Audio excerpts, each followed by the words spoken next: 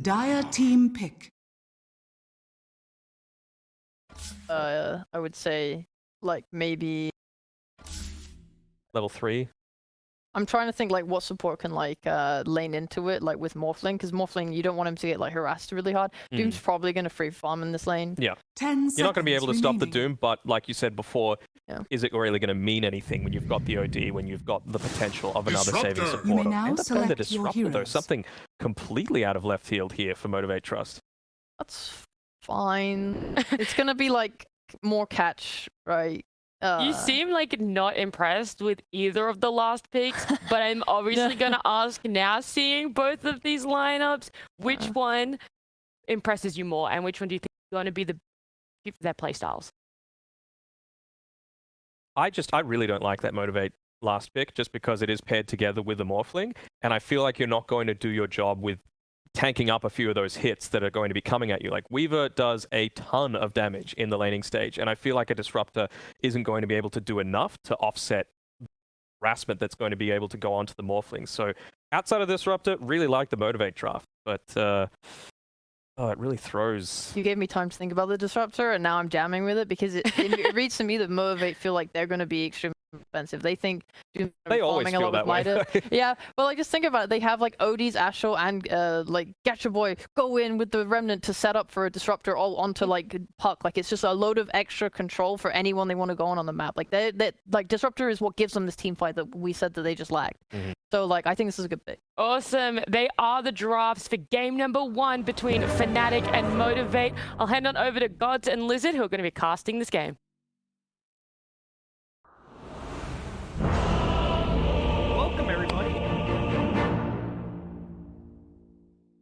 Today, here on the had a couple of series. Absolutely perfect. Gaming. Prepare for battle. Welcome back to SEA. Thank you very much.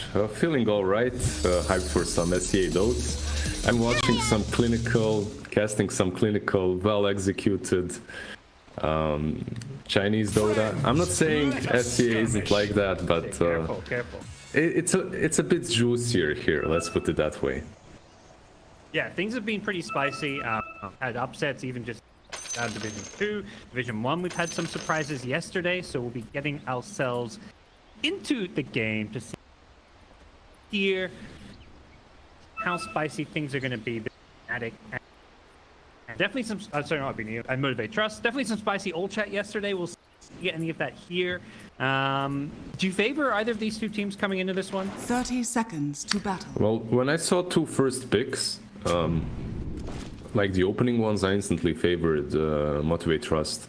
I feel like OD plus Spirit Breaker are the most broken heroes in the meta right now, and when I see them in the same team, I'm like, okay, this game is over. Let's just go next. But Fnatic, they did answer in their own style, in their own way. Like, they have this Puck that's considered one of the best heroes versus OD in the lane. Even though they probably won't lane against each other, you have a hero that can get on top of him.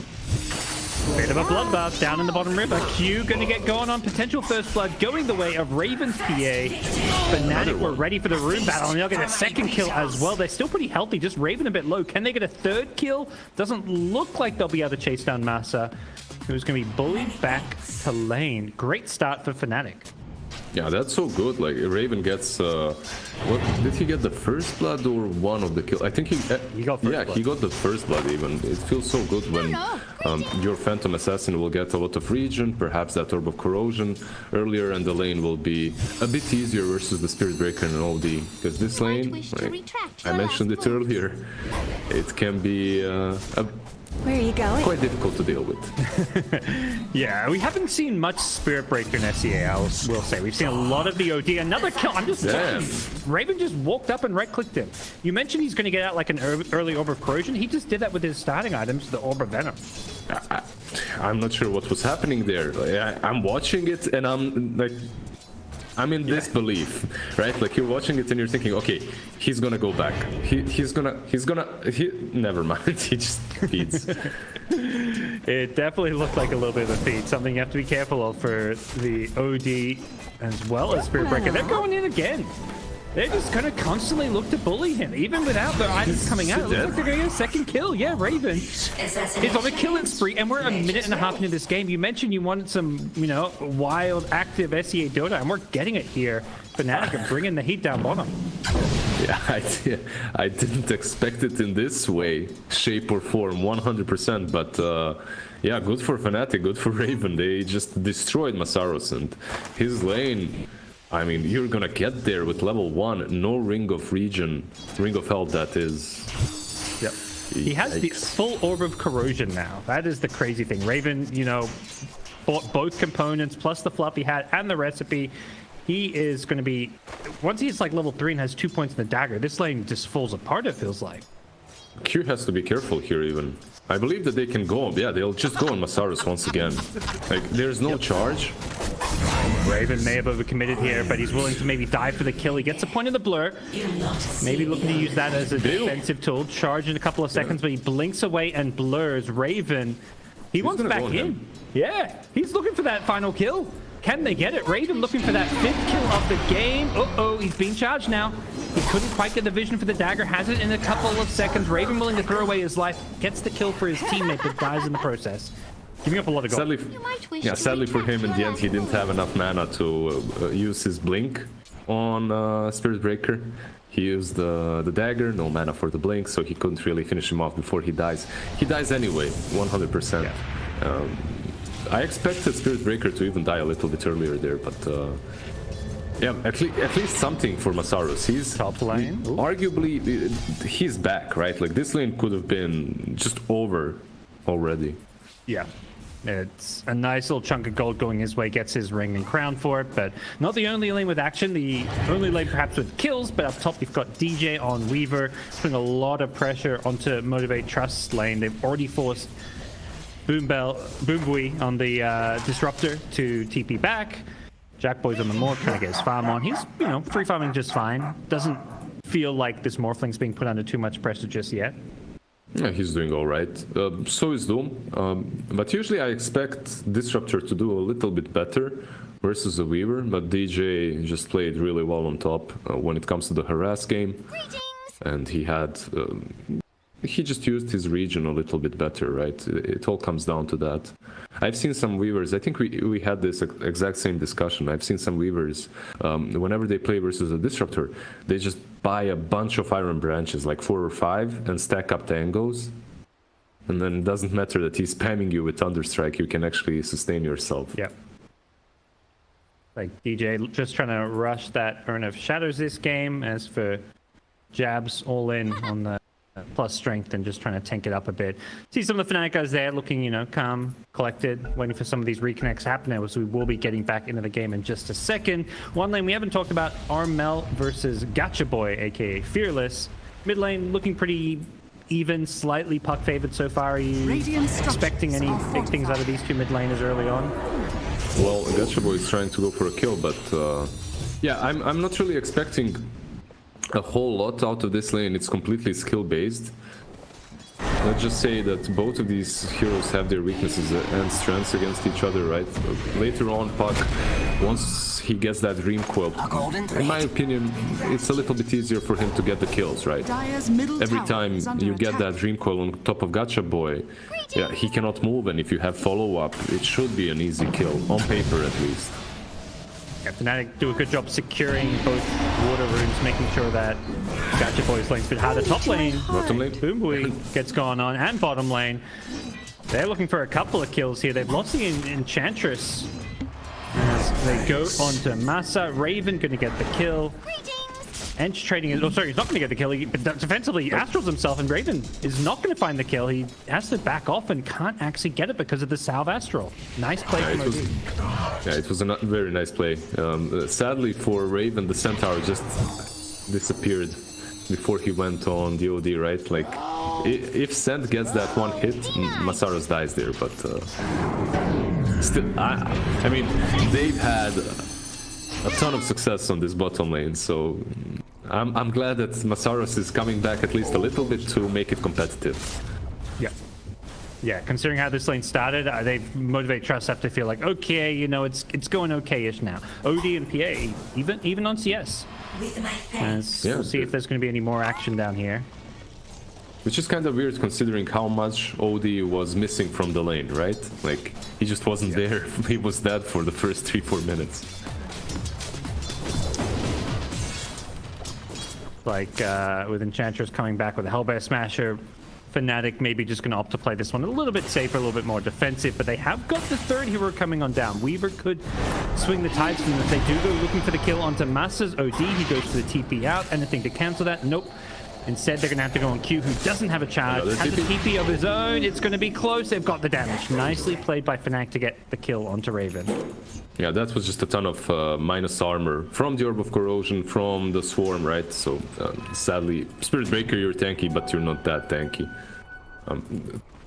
Overall, what we're waiting for is for Masaros to finish off his Meteor Hammer, and then the bottom lane should change slightly. Because this matchup is... I mean, usually you expect OD to dominate almost any single lane, right? But you're playing into a PA, and she can get on top of you very easily. OD hates playing versus all these heroes that have mobility built-in skills, right? For Masaros. He's a bit low on mana. The charge is not going to connect because of the Astral. Doesn't look like they'll kill Massa, but maybe with the Urn damage, they're going to look to chase him down. The bug on him with another impetus. Massa getting very low, but they've lost vision with the bug going down, and Yanuel a little careful. Doesn't look like any casualties for the time being down bottom. I expected the enchant into another enchant, so you have 3 stuns, but it didn't happen. They go in with Raven down bottom. Yeah, it's the hammer, and Raven can't blink away. He times it well, but Massa may die in the process, as Raven willing to trade his life for the kill. And get the kill on Massa first. There's a rotation coming in. It's the Morphling. He's coming with the ultimate. He's turned himself into that Weaver. He's fishing around in the trees. He's not going to find anybody. DJ has the Urn charges, so he's healing himself back up, and Jackboy's with the rotation not really finding what he was hoping for. And they have Void Spirit here as well now. Gacha Boy, he was thinking about joining them, but yeah, sees that there's no possible kills, so moves away. This bottom lane just became a bloodbath. Meanwhile, Doom on top lane just chilling. Yeah, they're not done. It's like, they're like, oh, they see Massa, they're like, oh, can we go for more Armel's here? We've got Coil, but it looks like they're going to decide against it. Armel is going to be pushed away from this bottom lane. Like both teams happy to, you know, settle things down. They realize, you know, there's other lanes. Bot lane isn't the only lane. Yeah, I feel like if you're a team such as Fnatic, you understand this OD pick very well if you're letting it go through. And so far it looks that they've answered it in a pretty good way. Like having all these heroes like Puck and Weaver and PA that can get close and personal to him and that can dodge Meteor Hammers easily. Just make Masaros afraid of pushing tier 1 tower on the bottom lane. Like usually, look at this tier 1. Like usually it would be already at least 50% HP when you're playing versus an OD, but he's been unable to use Meteor Hammer. This is gonna be the first time. Yep. Gets the PA under the tower. Doesn't actually hit the tower with the hammer. I guess it was just a bit too far away to get both hero and tower, as the Weaver should be okay here.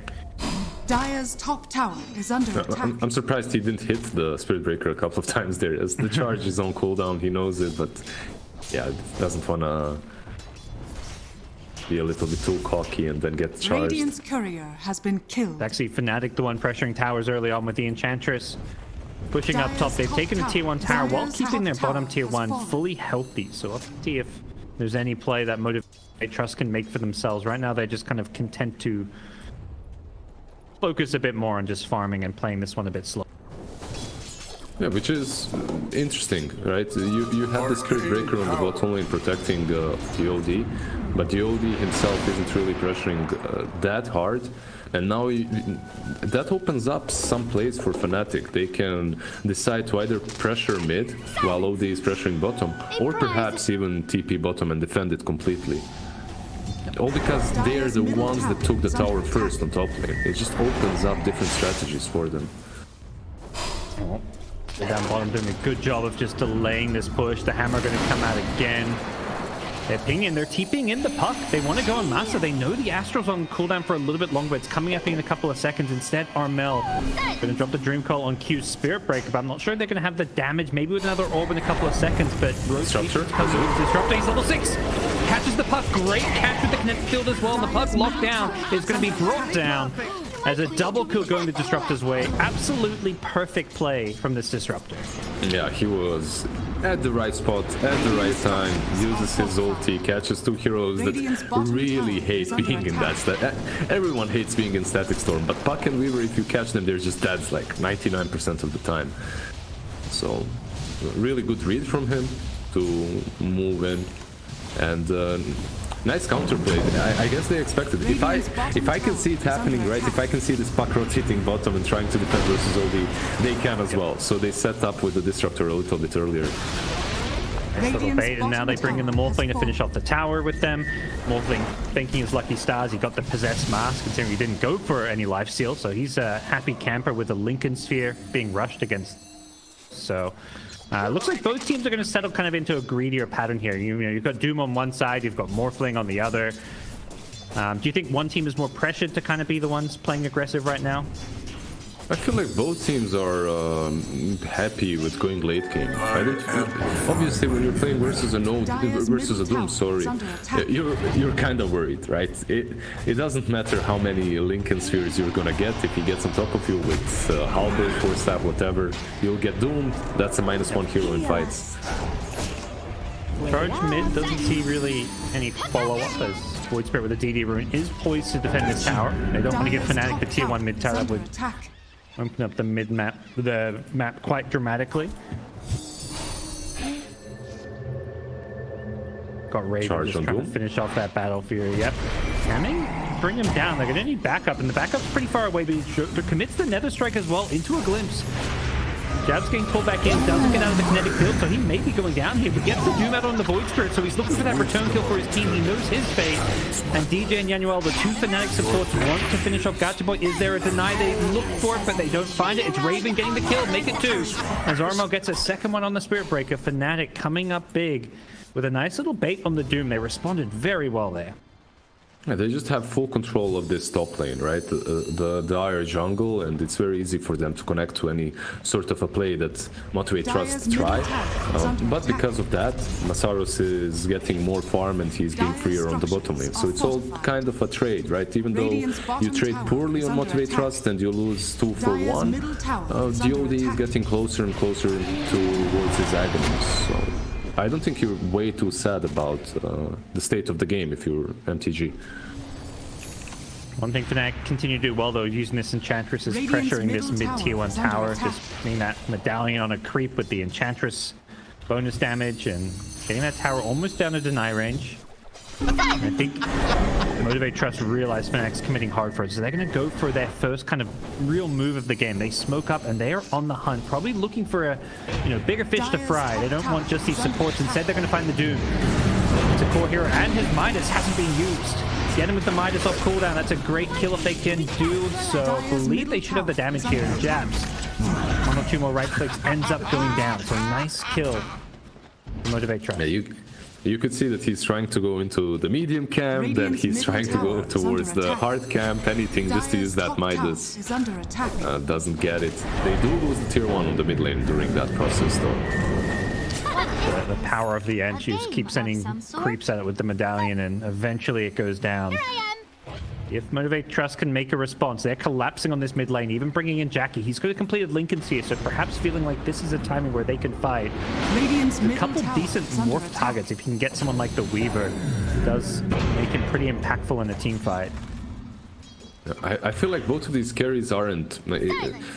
Perhaps Morphling, like you said, because of his ultimate. Because of just being able to morph into one of these targets, he's a bit more useful.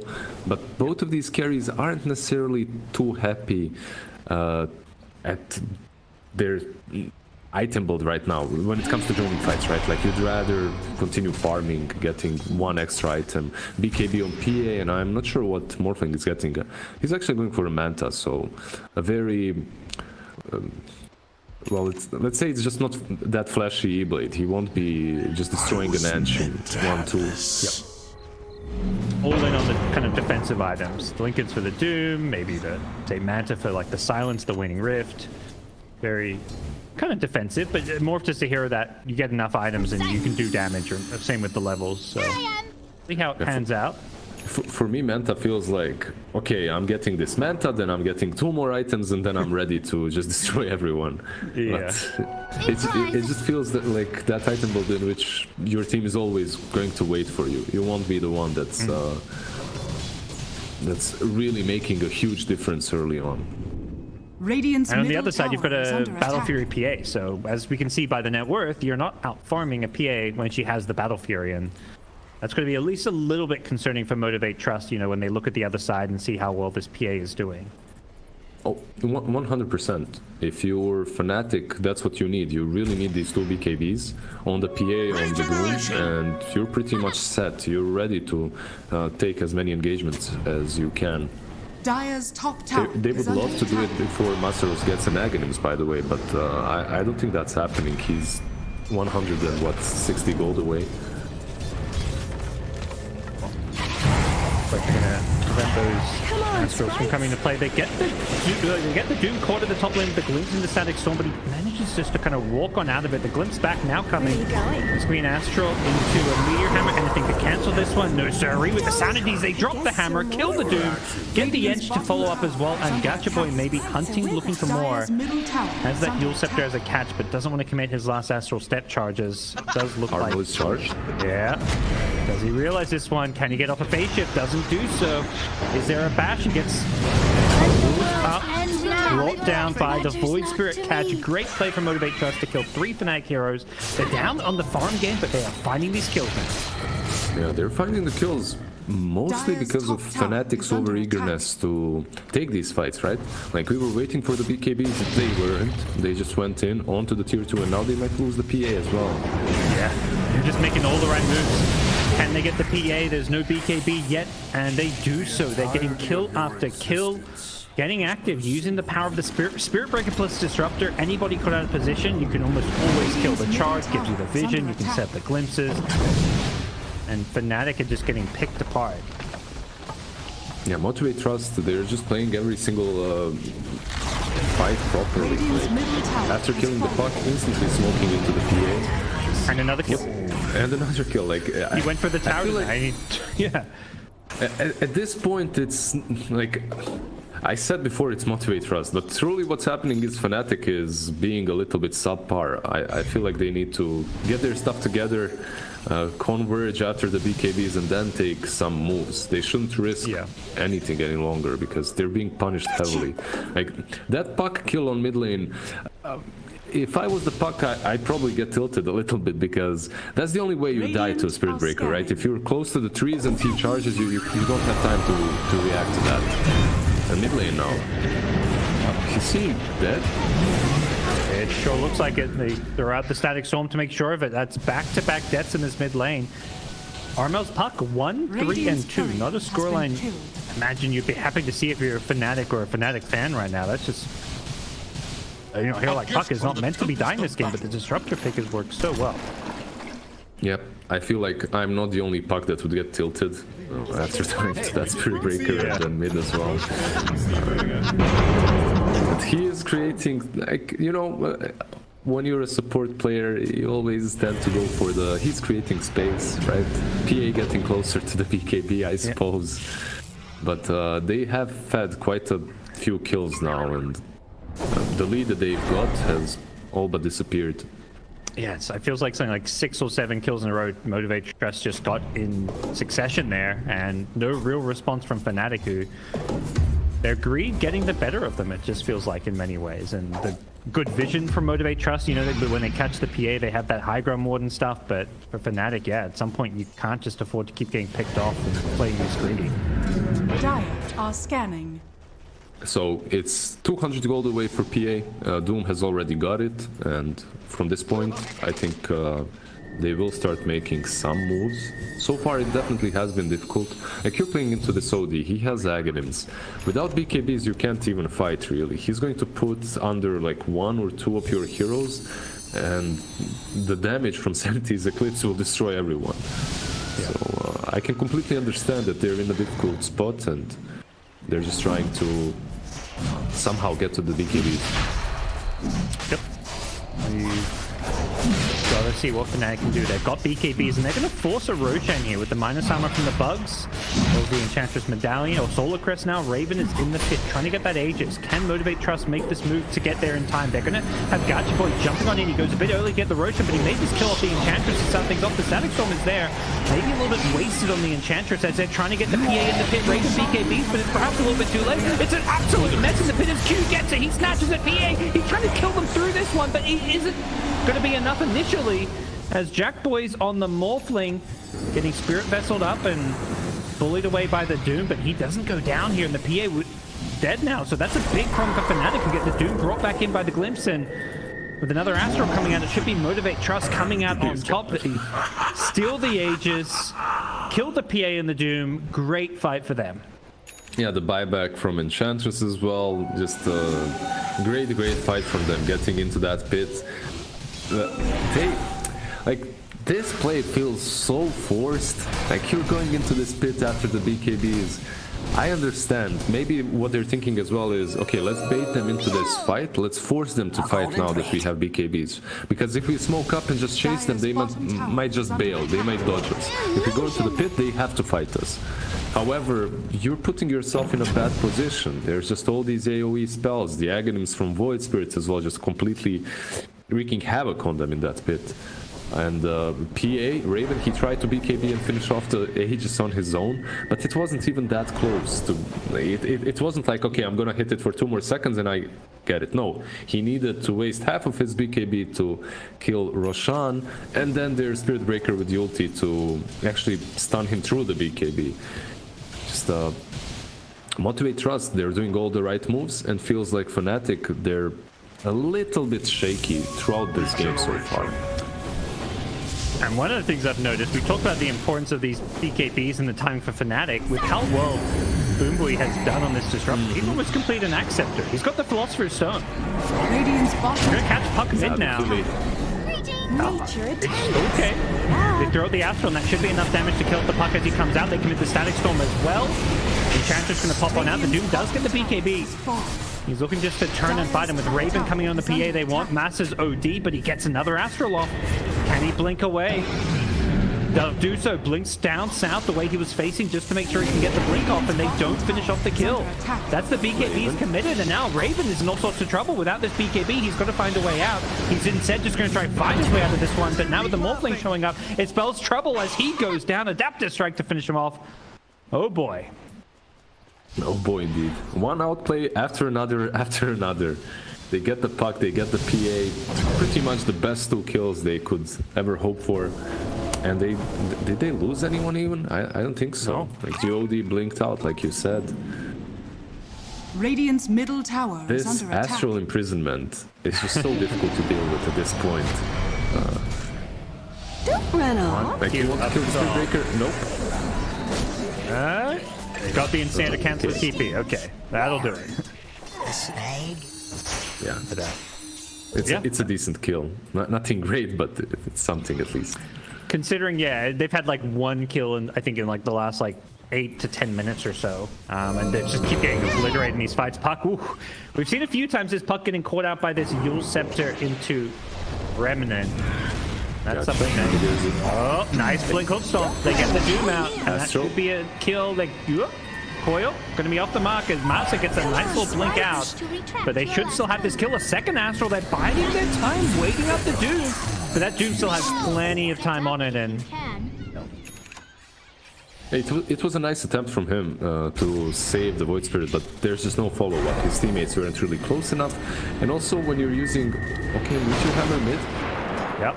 Time well, DJ. They don't have the protection. So close on the edge. Oh, yep. They got him. Yep. Time lapse out though. Oh, he didn't want to commit the Static Storm. Would have had the kill if he used it.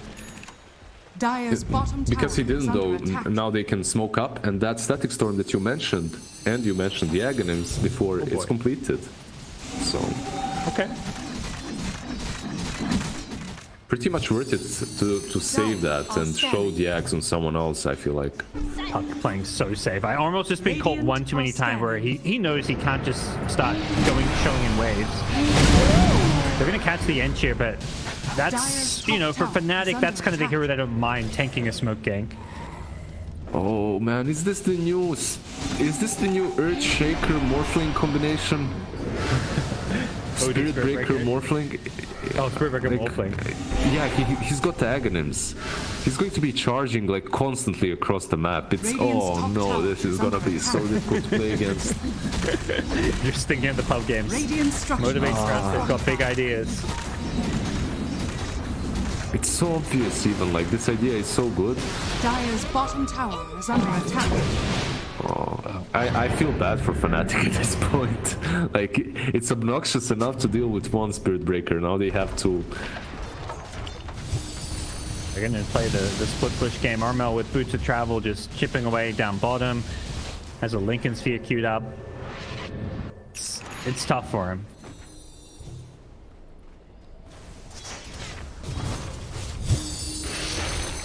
Where did Fnatic go from here? Yeah, sorry. Where do you think Fnatic go from here with how poorly this game has been going the last 5-10 minutes? I'm just clicking at heroes and checking how many of them are actually buying Lincoln Spheres. So Puck is going for one, Weaver is going for one, PA going for one as well after the Dezo. And this is back to your question. It's hard, right? Like, you need to have a perfect fight. You need to find the right Doom, perhaps on the OD, eliminate him, and then you can take a fight afterwards. Like, if you don't Doom the OD, he will be saving targets. Yep. Okay, you have more things than just the Doom. You have the Recoil as well, so that's an option too. But you need to eliminate the OD from the fight, and then you're still strong enough. Like, it's only 2k advantage for Motivate Trust. It's not like this PA doesn't hit hard. She does. So.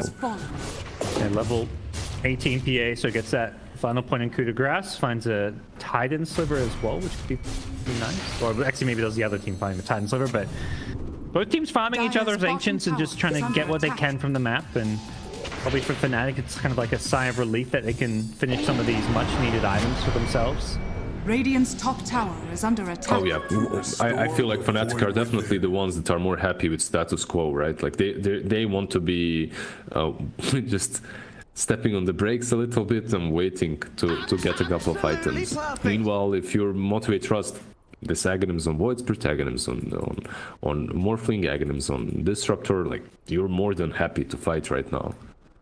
You mentioned Philly Stone. It's so good to get it on Disruptor. Probably the best hero.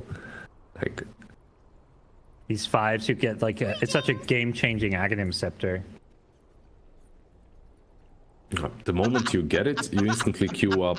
You just instantly queue up Aghanims, right? Yeah. My favorite part of the Disruptor Ags is when you hover over, it's just 2 words: mutes items. Like, every other Aghanim Scepter has like a paragraph about what it does. Disruptors, it's straightforward, it's simple, it does one thing, and that one thing is crazy good. It says the scepter of a wizard with demigod-like powers, though, as well. So that's true. No, when you hover over the axe upgrade. Right. Yeah. I know. That's always there anyway. Well, it's going to cause some problems, but you mentioned jumping on the OD to stop the saves, but it feels like Disruptor's another hero that maybe they don't have to kill, but they have to make sure they get off their BKBs before that Static Storm comes out.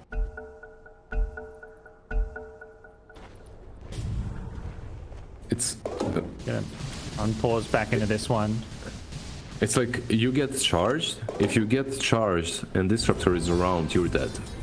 That's pretty much how it is, right? Like, because you won't be able to get the BKB through all the stuns of the Spirit Breaker, and then you won't be able to get the BKB because of all the Static Storms that you're in. He's kind of been... Oh, they don't actually have the damage to finish him off. Gets away, got out of the sentry range, I believe, and that perhaps saved his life. They had the dust as well, Void Spirit. Maybe it was in... maybe he didn't have it in the inventory and was in backpack, but... Weaver is elusive. If you don't kill him instantly, And you see that you cannot, you just bail because he has that ulti, Skuchi, he's out. But there's a smoke from Fnatic and from Motivate Trust. Dire's bottom Yeah, it tower looks like is Motivate under Trust attack. have an idea. I mean, they should know pretty well where Fnatic have been playing. They're constantly pushing out this bottom lane. They're looking to sweep through this jungle. The Disruptor does show, though, on a little D-ward mission. So it seems like Motivate Trust happy just to kind of reveal themselves, take the enemy outpost. Dire are scanning. We'll see if Fnatic can maybe take this bottom tier 2 tower. Dire's It bottom was tower it was is Puck under as well attack. showing top lane, but Tormel, he does have boots of travel. Dire's courier So has he been can do killed. this. And he also has Lincolns. So from this point onwards, he's not really afraid of Radiant's being the middle tower is being under the split attack. pushing one. Showing himself a bit. Play from DJ, just being pesky. He's constantly catching midways, sniping couriers, willing to kind of throw away his life if needed, but he's managed to not even get caught that much. So really good elusive play from the Weaver. Dire's top tower is Still under looking for attack. more So- couriers.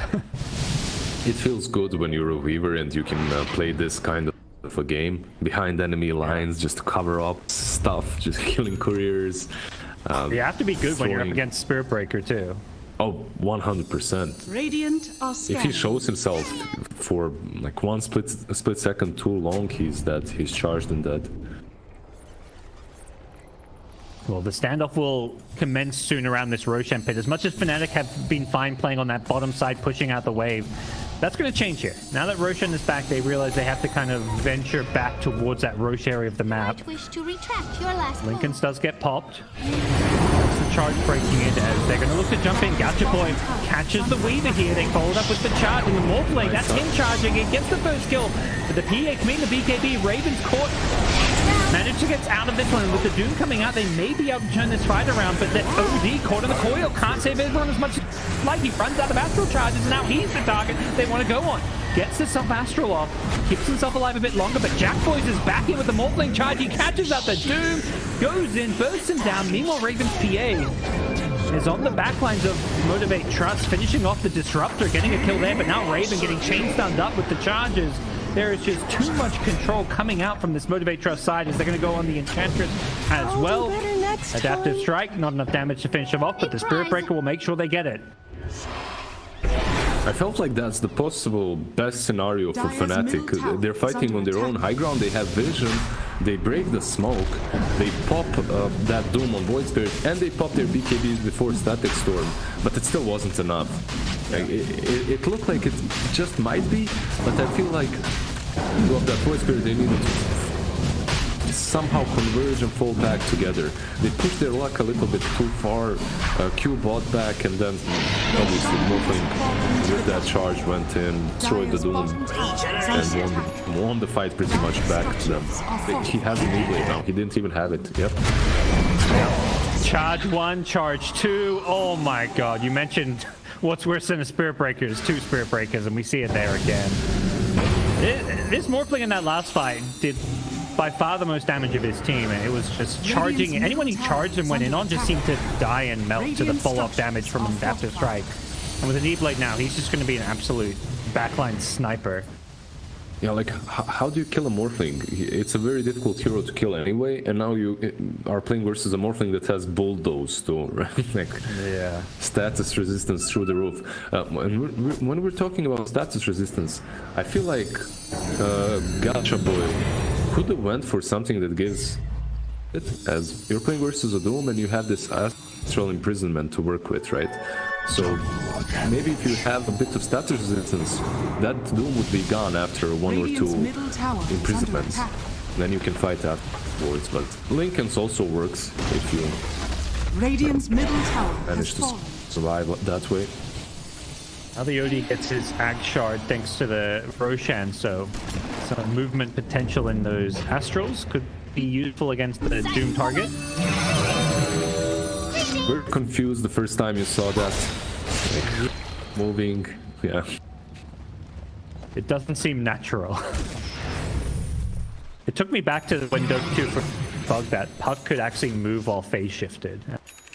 Like the most trippy thing ever. You'd see like this phase shifted Puck just like moving up through the ground, moving in Chronosphere even. Yeah, I actually can't remember. That was probably just when Dota 2 came out, right? I didn't have it for like the first couple of months. Okay. I think it was like 2012 type era at times. So yeah. It was after. Yeah, I don't remember exactly when. There's always been some fun, interesting mechanics. And picked off here. Just a little warning mission.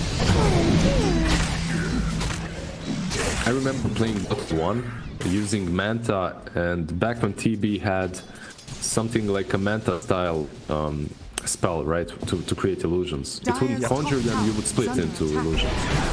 I used Manta and that at the same time, and the hero just disappeared from the game. I just got the illusions. So we're still in beta, but we came a long way. Yeah. I remember you used to have to shift queue the Manta with Metamorph, otherwise your illusions, to make your illusions Metamorph. That was another fun one, before it became like an aura.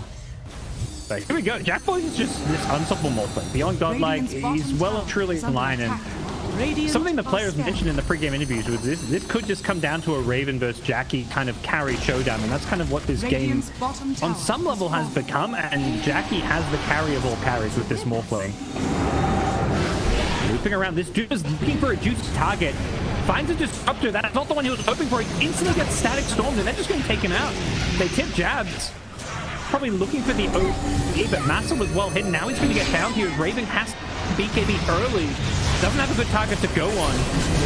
They get the nice route on a Q. Spirit Breaker. They finish him off to start things off, but Massa's just sitting on the side. Rave defensively after him. Instead, he uses it offensively. Has the Meteor Hammer and the Sandy's Eclipse.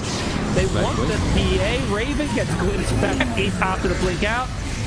They kill the Doom on the OD. Finally, gets the target he's been looking for this entire game. Will kill the OD. Can they get the Morphling though? Jackie's the one they've got to bring down, and he's got an Aegis, so they've got to do it twice. Easier said than done. They're kind of ignoring him for now while they hunt down the Void Spirit, and with the PA Aggro to start things off, they want this kill. OD's brought back. Can they catch him in the trees? Is there anything to catch this one? You betcha. The War Stomp makes sure they get the kill, and the OD even brought back, so it's a hold for Fnatic. It's a hold, and it's an impressive one. Like, perhaps this OD buyback is making it a little bit worse for Motivate Trust Gaming, as it was completely unnecessary, right? But I expected this bottom fight to just go completely in Motivate Trust Gaming way. Like, they take a couple of kills and they move back. It feels like they've made a mess up, and now Puck, he went from Dagon 1 to Dagon 5 in that one single fight. He just combined 4 Dagons. It's a feels good man for him. And they get an opportunity to get a real win condition on the side of Fnatic, right? If you finish off this OD and he doesn't have that buyback, suddenly you might have a way of taking the whole game. So it became way more interesting when it comes to who's going to win after that last fight. 4K gold lead at 37. This is absolutely nothing. The Aegis now expiring as well, although gets replaced by a Scotty, so Jackie continuing to farm up a Storm. But even though he's 10,000 gold behind, it's still starting to look like a pretty scary late game PA. Oh, for sure. And Doom as well versus Jackie, he's got a couple of those pretty good utilities, right? You have Shiva's methods with Morphling, you also have Infernal Blade, obviously percentage based, so helps out. They definitely do have ways of dealing with the Morph. My only question is, let's see, Spirit Breaker Morphling. That's all I'm looking at. And you mentioned, well, yeah, that's quite the combo. What I'm looking at is this Doom. Is a Static Storm coming out on top. It's off the mark. And I think Motivate Trust are just going to disengage. But they're on the hunt here. Catch any of these heroes, that'd be huge for them. They've got a Dream Coil, but doesn't look like I'm going to commit on a Morphling of all heroes. And to get this Doom has now got a Ninja Gear, so he can smoke around the quickening, and he's bought a 4-star to break these Lincoln Spheres. So if he gets a Blink Hook Star, the Doom. Yeah, great charge. They go in, block the Enchantress. They don't go on jab there. The Glimpse back catches DJ's Weaver, and he's got no way out of this one. So Fnatic have to give up their supports. Not finding the initiation they wanted. like, how do you react to a Spirit Breaker charging you once he gets that Aghanim's, right? You just cannot. It's so fast. Like, you can buy Euros, you can do whatever. I feel like the only saving grace is buying Lincolns and hoping that it cancels the charge. That's it. And Doom was, you called it really nicely. He has Quickening Charm, he has that, he had Ninja Gear as well to smoke himself up, but he was, I'm not sure who was, Enchantress, right, that got charged. So he got clipped by the stun as well, and he couldn't really do anything afterwards. Definitely feels like a win condition for Fnatic is getting a good Doom off on one of these key targets like DOD. Oh, for sure. As it was before, right? Like, you need to either get on top of him with Armel's Puck or with the Doom. But so far, Masaru's, he was on point when it comes to being in position. And it's really not that hard to be in position as an OD. Like, you have Blink Dagger and Aether Lance. It's just, like, you have more than enough range and time to cast all your spells and also be completely out of the fight. As for now, Motivate Trust is going to keep these lanes pushed out and split up a bit. Maybe thinking about Roche number 3, which we're going to see a timer on now. So 35 seconds from now, you get Roche out. And that's something Fnatic you're going to have to be very wary of with how they play this game. Because this is Roche number 3, the Refresher, or an Aghanim Scepter. Yeah, it will be probably the deciding fight of the game. What do you think about Witchbane versus OD? Let him steal more mana so you damage him more and just give that Witchbane to, I don't know, a PA or something? It's a meme. You know? It's more for a dispel, right? That dispel is pretty neat. Invisibility. Have they? Oh yeah, so they've got it on the Weaver. Okay, there we go. Yeah. Weaver has it. Yeah. Will they contest this? So far,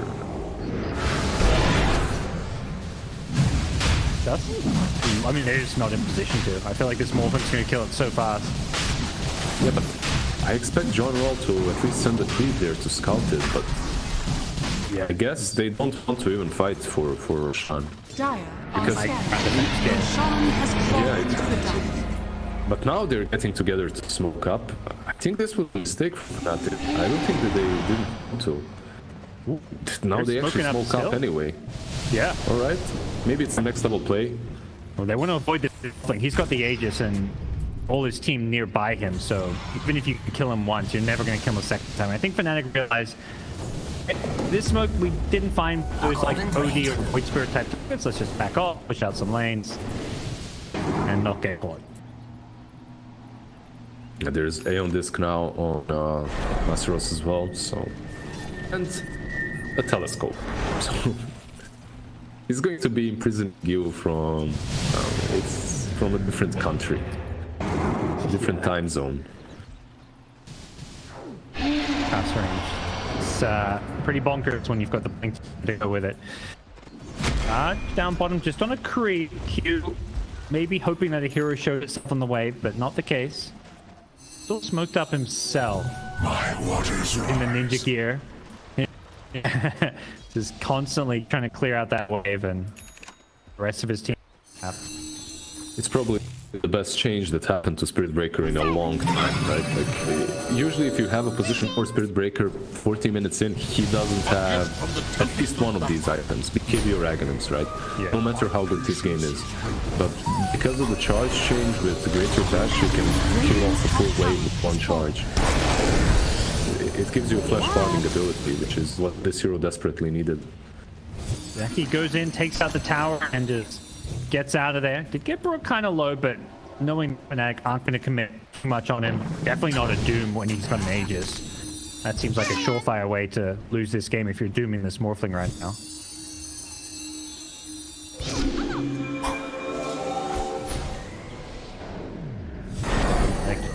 They're gonna chill. At the same time, the pressure on Motivate Trust to maybe make that move to try and breach the high ground here, and they do seem content on making another play at this high ground with the Morphling, maybe once he's stepped up a little bit. It will be the same on the bottom lane. Just this time it will be a bit easier as you have Aegis Cheese to work with. He'll just morph into Spirit Breaker, go uphill, hit it. Yep. But he is sitting 50% HP like you mentioned, so needs some time to heal up. Have that life steal anymore to play around and just keep those illusions pushing out. So time is ticking with Aegis 2 minutes left on it. So still lots of time, and illusions continue to be sent up to the high ground here. Charge it. And yet they want to make that play. Just the Enchantress Q kind of trying to bait out some spells, gets rooted up. This is just kind of to get some space for the Morphling as they go in. The Doom get Yule's here inside the Static Storm, but he's going to get blown up with a buyback though. Wants to maybe hold it for now. Nice defensive Astral on the Morphling. Round in it as the backlines has been dream pulled up. The puck could be in some trouble. If you're not careful, the Remnant waits him as does the charge. Comes out, gets out the face shift though, and that may be enough to save his life. Armel trying to get out of there, does end up going down to the damage as the OD gets caught by the Doom and brought down as well. Spirit Breaker trying to fight his way out of this one. This is like kind of falling apart from Motivate Trust. Can Jackie carry? He waves in aggressive. He still has the Aegis to play around, but he's lost all 4 of his teammates. He's the 1 versus 5. And Fnatic looking to get the clean sweep. Jackie goes to the BKB TP out. Is there a Basher? No. Raven hasn't completed it yet. Didn't actually end up going for it. So it's a team wipe, but the Morphling with Aegis gets out of there alive. I can't believe just how well they played that fight. Like, they're 15k behind at this point. It's pretty impressive. Like, even Doom jumping in first and not being able to. So their plan was, let's jump in with the Doom, stun the Morphling and kill him off with the Dagon without using the Doom, right? That's why he didn't use it. He couldn't, but he didn't want to use it on the Morphling instantly. Yeah. Because then you have another Doom to work to after he is resurrected, which is a solid plan, but he just dies instantly as he jumps the Morphling. They don't kill him, and they still make it work with Phantom Assassin just jumping in the back line. Even though Raven got controlled heavily by Spirit Breaker, they were using it to control him. So Armel is there hitting you, jabs with a buyback as well, and now you might be forced to these buybacks. 25 minutes, 25 seconds, sorry. I mean, the OD has the Astral save, but they're not going to have that save for another 20 seconds. They may just be giving up rack tier. PA also bottled DD, so if a fight breaks out, PA is ready to go, ready to hit some big crits. Yeah, you don't want to put back into this, right? It's like, when you see the double damage bottled on a PA, you're like, I'll stay dead. It's fine. Take the Rexes. Yeah. No one wants to show in front of that one, and Motivate Trust, they don't lose Rex, though. Not that, I mean, one lane of Rex at this stage of the game, not a game changer by any means, so, and that's why Fnatic don't even try and commit for that with Rex, because they know it's not going to change a whole lot. Here I am.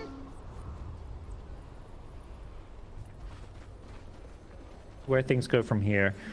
Are you surprised that DJ's Weaver hasn't gone Ag Scepter? Is this item just not as good on Weaver as it used to be? I feel like it's still good. It's not as good as it used to be 100%, but it's solid and it's still an item that most viewers go for. But I am seeing a rise in this Road of Athos build-up on Weaver. However, what I really feel is he had to go for the Lincolns because of the Spirit Breaker, and that's probably the main reason why you don't get the ads. Oh, they caught Jack Boys. Trying to wave his way through there, looking for the Doom is jabbed, but he doesn't find it. Oh no. Ends up catching the Morphling, but is that going to be enough? Jackboys is looking mighty healthy, just waves himself a little bit away there without the Doom on him. They just don't have the kill threat, and Fnatic, I think, not getting the initiation they're hoping for, are going to maybe disengage. Puck, Armel says otherwise. He's found the OD here, but doesn't have quite enough damage to go for it. Did he end up doing a loop in there? Did you see what happened? I heard the Doom go off, so I'm pretty sure that it didn't get Lincolns. I think it was an illusion. Yeah. I heard, yeah, because they broke the Lincolns. Unless they recast some, maybe someone else cast a second Lincolns on him, because they do have. That's also, Lincolns. Yeah, that's also possible. I wasn't sure. I did hear that. I was watching it, and I still wasn't sure if it was popped by Lincolns or a meta. In any case, Doom was wasted, and they didn't get it on Morphling. Jackboys, yeah, he went full man mode there, went in with the charge. Yep. Double charge again. Yep, one charge too. Jackboys will get the kill. And he's looking to chase down Armel and DJ perhaps as well, but. And we've got a refresher shard. Hasn't used it just yet. Doom also hiding the refresher. Oh, God, no, it's got okay. It hasn't shown it just yet, but playing silence on the puck. They follow up with it. Low up puck. Armel. No buyback. Doesn't have buyback. Yeah, using that previous team fight. So perhaps knowing this, Fnatic are going to have to find a crazy good Doom to even have a chance to win a fight here, or they're going to need PA to absolutely destroy everybody.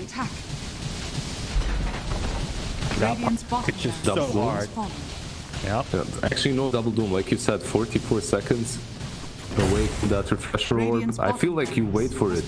You even give up megas, perhaps. They're just saying we've got to play into megas this game. They go in, they're looking for the Morphling. No, he's not going to go for the Doom. Raven instead on the backline brings down the Disruptor, so worry about. That was a double BK.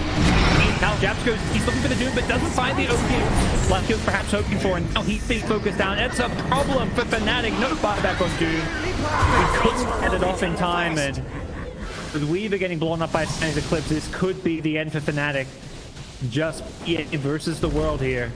Motivate Trust, you've got to imagine they're going to look for the killing blow, look to go for the throne. And Jackie has that exact idea. Raven on the third breaker. Once Q, not going to find it. The Static Storm pulling up the ult after he traps it. Well, you're forcing yourself out of that one. The B-Blade's going to blow him up. Has got a buyback, which he's going to instantly use here. And elsewhere, this hammer combo. With the Meteor Hammer, they get the Enchantress, and GG is called before Raven can even do a whole lot more. He's willing to throw away his life maybe for some stat padding for the enemy. GG. Like this game went... It took a weird path for me, right? Like, Fnatic at first, like, they didn't really perform to the standard that I expect from them, right? Like, usually these guys don't make as many mistakes in the early game. They don't get picked off as hard.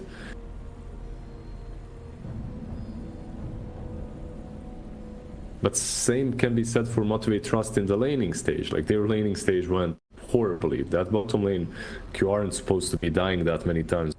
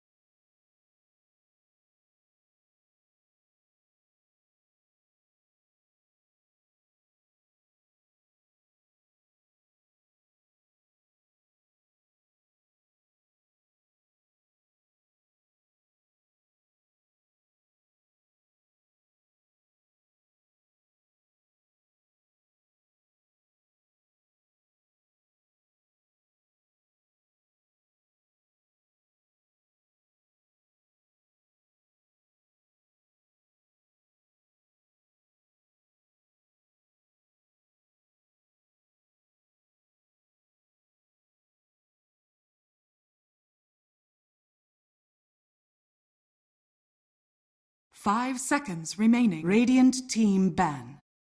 Fnatic's turn to ban. Absolutely perfect.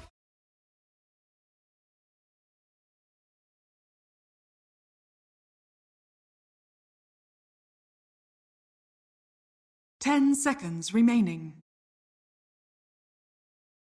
Radiant team ban. โอ้ยร้อนไอ้มาเท่าไหร่มาสอนวะโอ้ยร้อน Fnatic's ไอ้มาเท่าไหร่ turn มาส to อนวะ ban.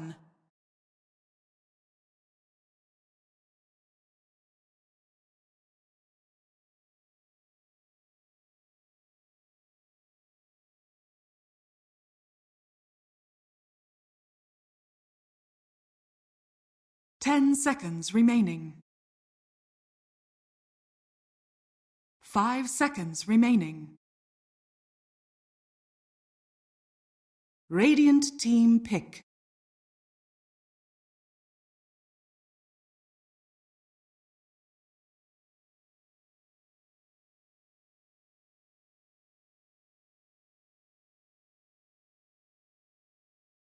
Fnatic's turn to pick.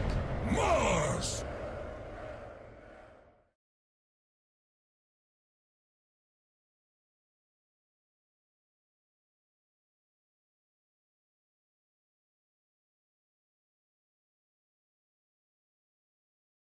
Ten seconds remaining. 5 seconds remaining. Как же это сочно! Ах!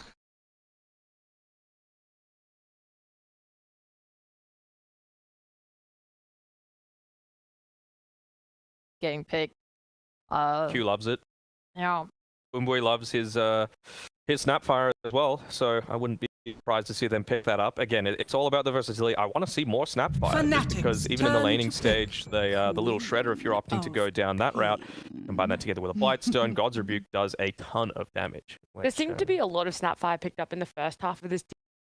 Is it just that change of finding better off-laners as to why she hasn't been picked up as much? Just like she has rough matchups and Radiant team ban. like Spirit Breaker, for example, came in and that makes Snapfire's game like so hard. Yeah. It seems like the Spirit Breaker replaced like the Clockwork, for example. Everyone seemed to be Clockwork against the Snapfire, but Spirit Breaker, of course, not only does provide that way to stop things like the Mortimer's Kisses, but it also gets that gank potential, not just for the Snapfire, but for everyone else. See the Bane slip all the way through the 8th overall pick, and of course it's good against the Pango. You always want that BKB piercing disable.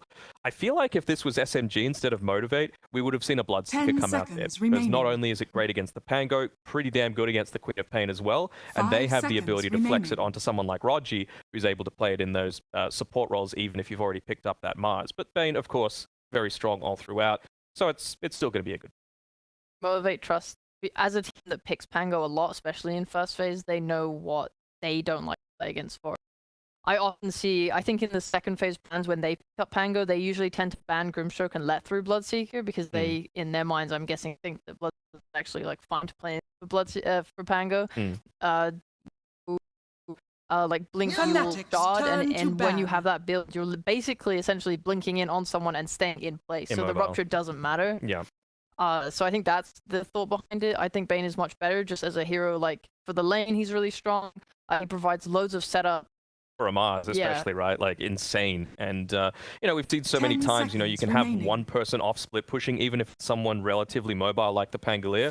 All that it really takes is a Bane to come in first with the TP. Oftentimes supports like to lead in second, third into a Rainbow TP, but he wants to be first because that Nightmare lasts 7 seconds, and then it can very easily set up for the people that are joining the fight a little bit later for that pick-off potential. So yeah, it's a good overall pick, not just for, of course, the pickoffs, but also still does deal with the Pangolier. 10 seconds remaining. Get in the right position. How do you feel about this Quap coming out as Fnatic's 5 seconds first remaining. pick? Like, do they feel that it was just at a high chance of being banned in the second phase and took while it was to pick up? Queen is like a really strong mid laner right now, and she can be flexed too. So she's just really strong right now. She provides like loads of damage. her shot, like the Fnatic's build right now is to turn play to around the ban. shard at 20, which gives you 5-second silence. And 175 damage, which is very underappreciated, I think, because a lot of the times, you mentioned it before in the previous game, how Fnatic had a lot of heroes that didn't need to show for too long on the lane to be able to, shove them out effectively, not be punished by the Spirit Breaker. The shard is kind of a 5 similar seconds boat with that, right? remaining. Because a single Scream of Pain doesn't clear out the entire creep wave, but if you've got that shard, it's a very quick way to do it, and then just Fnatic's immediately turn to get back pick. into that fog of war and play around the power of information. Yeah. So like Pop's just really good right now, and like teams, especially in Europe West, have shown that. Like 9 on Tundra, he's been first phasing Queen of Pain so often, and like so It's pretty 10 common across the seconds C meta remaining. as well. Like, it doesn't matter what tournament it's in. Even the Huya 5 Invitational seconds between China remaining. was there. So I like the fact that Fnatic are banning out a lot of the main heroes that do have a pretty decent time against the Queen of Radiant Pain in team the pick. Lina, the Kunkka. I have to wonder, as we see a Death Prophet come out. Okay, I mean, kind of brings me back to if they were playing at TI, it would have been a Death special to come out here with the offlane Death Prophet. He was one of the best in that offlane position, in my opinion. 10 obviously still seconds wanting to remaining. maintain that flexibility like you were talking about with the Queen of Pain and the Death Prophet if they were looking 5 to go down seconds that remaining. route. Hell, could even still be the support DP. We never know. I wonder if it's going to be something like a Dragon Knight for that mid lane. It doesn't really fit Felix's playstyle all that well, but you don't really care all that much about the Queen of Pain harassing you out with a Shadow Strike, so you could still get a good amount out of that lane yourself. Spirit probably a pick Dragon, the Queen of first phase, lost with it. Not saying that that's like the be-all end-all of that matchup, but like I think whilst it can sit in the lane, Pain, if they just move Queen of Pain off lane and put DP move, that's It's now fine. like kind of annoying for DK. Plus, I feel like DK is just not as great as he used to. I feel like you would much rather have like any of that can make. I think what you want this game is something you don't want DK with Bane. DK and Bane do the same thing. They set up Radiant kills. team pick. So they should pick something that utilizes. There's that snap that you guys are talking about so much. Finally, we see him, and it's a faceless Void coming out here. Okay, That's kind of weird. But I mean, it's out of the ordinary, but it is certainly a Jackie hero. He's played it plenty of times, is that hyper carry style. I mean, it's not going to happen, but can you imagine if 10 this was like seconds a remaining. Radiant Void and team they've back. just like bamboozled? I was about to say, I don't Yeah, think I it's mean- bad to play Faceless Void, but you already have Mars, who's your like arena for the Snapfire role, and like they do now the same thing where they have these big cooldown. I was literally just gonna say I would just pick Wraith King here because now Motivate Trust are playing around 10 arena seconds cooldown remaining. and chrono cooldown, and they have no like sustained damage. Fnatic's You turn use your to ban. Snapfire role, you use your arena, that's it. You're now on cooldown. Wraith King just lives through that with his second life, Radiant and like look at team the ban. Fnatic have so much sustained down like fighting with Queen of Pain and Wraith King. But do you not just use the arena, for example, to go on, let's just say the Wraith King, try and burn that first life, and then when the rest of the team joins, just chrono them as opposed to the Wraith King, and then try and kill them in that way? But where's your damage coming from? You can just Snapfire roll in for the Mars. 10 It does seconds mean that you need to remaining. wait a fair distance so the Faceless Void is actually dishing out a good amount of damage in his own 5 right. seconds I'm remaining. just kind of trying to think of the mid laners that Motivate might be trying to go for. They ban out the Invoker, of Fnatic's course, for turn that to Cataclysm ban. combo. But you also do need to consider that if they are going to run this Queen of Pain mid, for example, maybe you do go for something like the Void Spirit or the Ember Spirit that is able to, skill depend a bit more for the Ember Spirit, dodge out that Shadow Strike, Radiant have a team bit of an pick. easier time in the laning stage. And, I mean, Void Spirit wouldn't be terrible, right? Because you can still get in onto those backlines, help maybe even catch out the Pangolier before he's even able to roll up into the... It's not the worst. I mean, they definitely need something. Really. Fnatic's turn I just to feel pick. weird about. Okay. He's clapping. Oh, Masteros is so happy. Bird is not like it's not completely free. I think Pango is have an option here. So I think they 10 would seconds remaining. pick something with more control. What about Grimstroke here? 5 seconds remaining. Hey, I mean, you can pop out onto a Queen That's of Pain, fine. you've got good initiation, you've got a good way to deal with the Spiderlings with a stroke. Yeah, I see it. I would. Even just the Faceless Void, like Dark Portrait's pretty effective against it. I mean, I would maybe just want catch. Yeah. To like be able to like, 'cause Brood right now, like you have no heroes up during like Pango needs, and this is not. I don't think it's a core Pango, right? So he's not gonna have items for a long time. I'm trying to like, it's hard thinking of support pool in my head because I'm not a support player. I'm like, God, who even plays support now? Like, what heroes they have? Yo, you're talking. Yeah, I was like, definitely me. But, I mean, it's always rough, right? Whenever you're playing against a Broodmother, kind of similar to the OD lane that we were talking about, as soon as you hit up onto that level 6, you basically have to leave the lane. So I'm just trying to think of these heroes that might be able to counter that. Your hero. Go with TA and maybe switch this DP to 5, is what I'm maybe thinking here. It is like, she likes playing as Brood. Doesn't like, the spider's obviously not like the key part of Brood anymore. Yeah. So you're not like worried about clearing out spiders, but like TA like is fine against her lane. This is a mid Brood. Yeah, I would hope so. Faceless void. Yeah. But it kind of is. I'm going to interrupt, and I'm going to ask the question that I always ask. You've now seen which position all these heroes are going to be going into. Predictions and final thoughts on how this matchup is going to go. I don't think it's a free Brood game. No. And I like Fnatic's lineup. Yeah, I would agree with that. I like Fnatic's lineup more, particularly if they're able to abuse the Death Prophet and able to get some good value out of it super early on, because you've got a couple of heroes that can be a bit more of that frontline presence. Go in the Queen of Pain so that you can get good value out of the X's. Well, we might be seeing this series go to game number 3, but we're going to head on over to Gods and Lizards as they take it away for game number 2.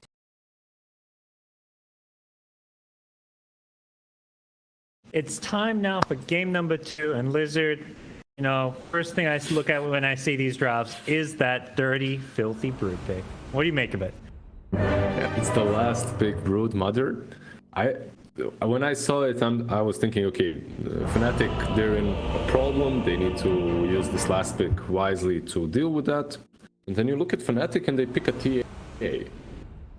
Historically, not really the hero that deals with Brood in any significant way, right? Which makes me think that they don't really consider this hero to be a huge issue for them. I feel like they might have something in store for us, and maybe they have a way of dealing with it.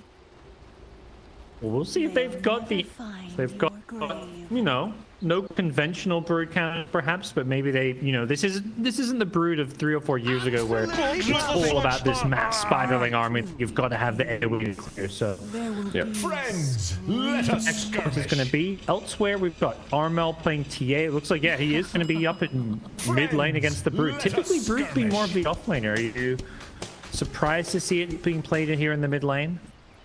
Yeah, recently Brood has been exactly that, more of an offlaner, and I am surprised that they're going to put it mid. I feel like you'll still be doing the same thing with 30 Brood. seconds to We'll battle. see just how TA works against her. Like, I know some melee heroes do exceptionally well versus Brood, sort of like a troll. Like, you can make her miss, you have those rolling actors to work with. TA, I haven't really seen this matchup recently. You do have refraction to work with, but you still will be missing because of Brood Mother and her right clicks, right? So, yeah, we'll see. Begins.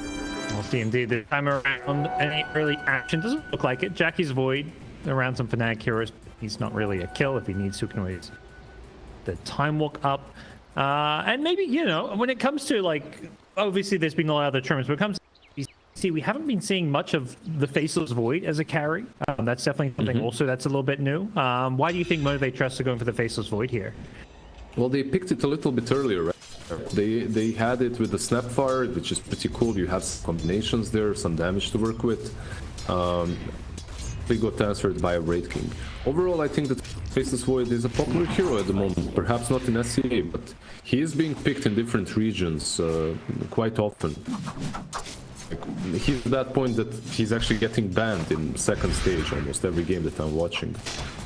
Yeah, and we'll see how it fares here. Up against a Quap Pango lane. This seems like a pretty tough lane. Never fun to play Void against like the damage over time spells, like something like a Shadow Strike. It just makes that time walk just that little bit less impactful in lane. Yeah, like these Queen of Pains, Venomancers, all these sort of heroes are obnoxious to play against. He does have a strong laner with him. That's Bane. He will be able to help out at least a little bit early on. Later on, the grip works very nicely versus DJ's Pango, versus anyone, really. Yeah. Bane right now, there's a reason why he's picked up almost all the time. Like, king of the laning stage. And pair that with a, you know, a pretty useful BKB piercing disable in the theme script later on as well. He's constantly just bullying down here, keeping Jabs and DJ away from the creep wave, allowing this Faceless Void to have a pretty nice time going for whatever creeps into the eyes he wants. Elsewhere, but Snapfire getting brought pretty low up top. Death Prophet, something you've mentioned. You've seen a lot of the Death Prophet over in the Chinese DPC League. A variety of roles, but Death Prophet coming out here as a 5. yeah, it's not... obviously, when a hero is picked a lot and it can be a position 5, it happens, right? You pick that Prophet early on, it's not the last game, you rotate to a position 5. But in the CN region, they pick it in first two picks, first stage, and they still put it on a core.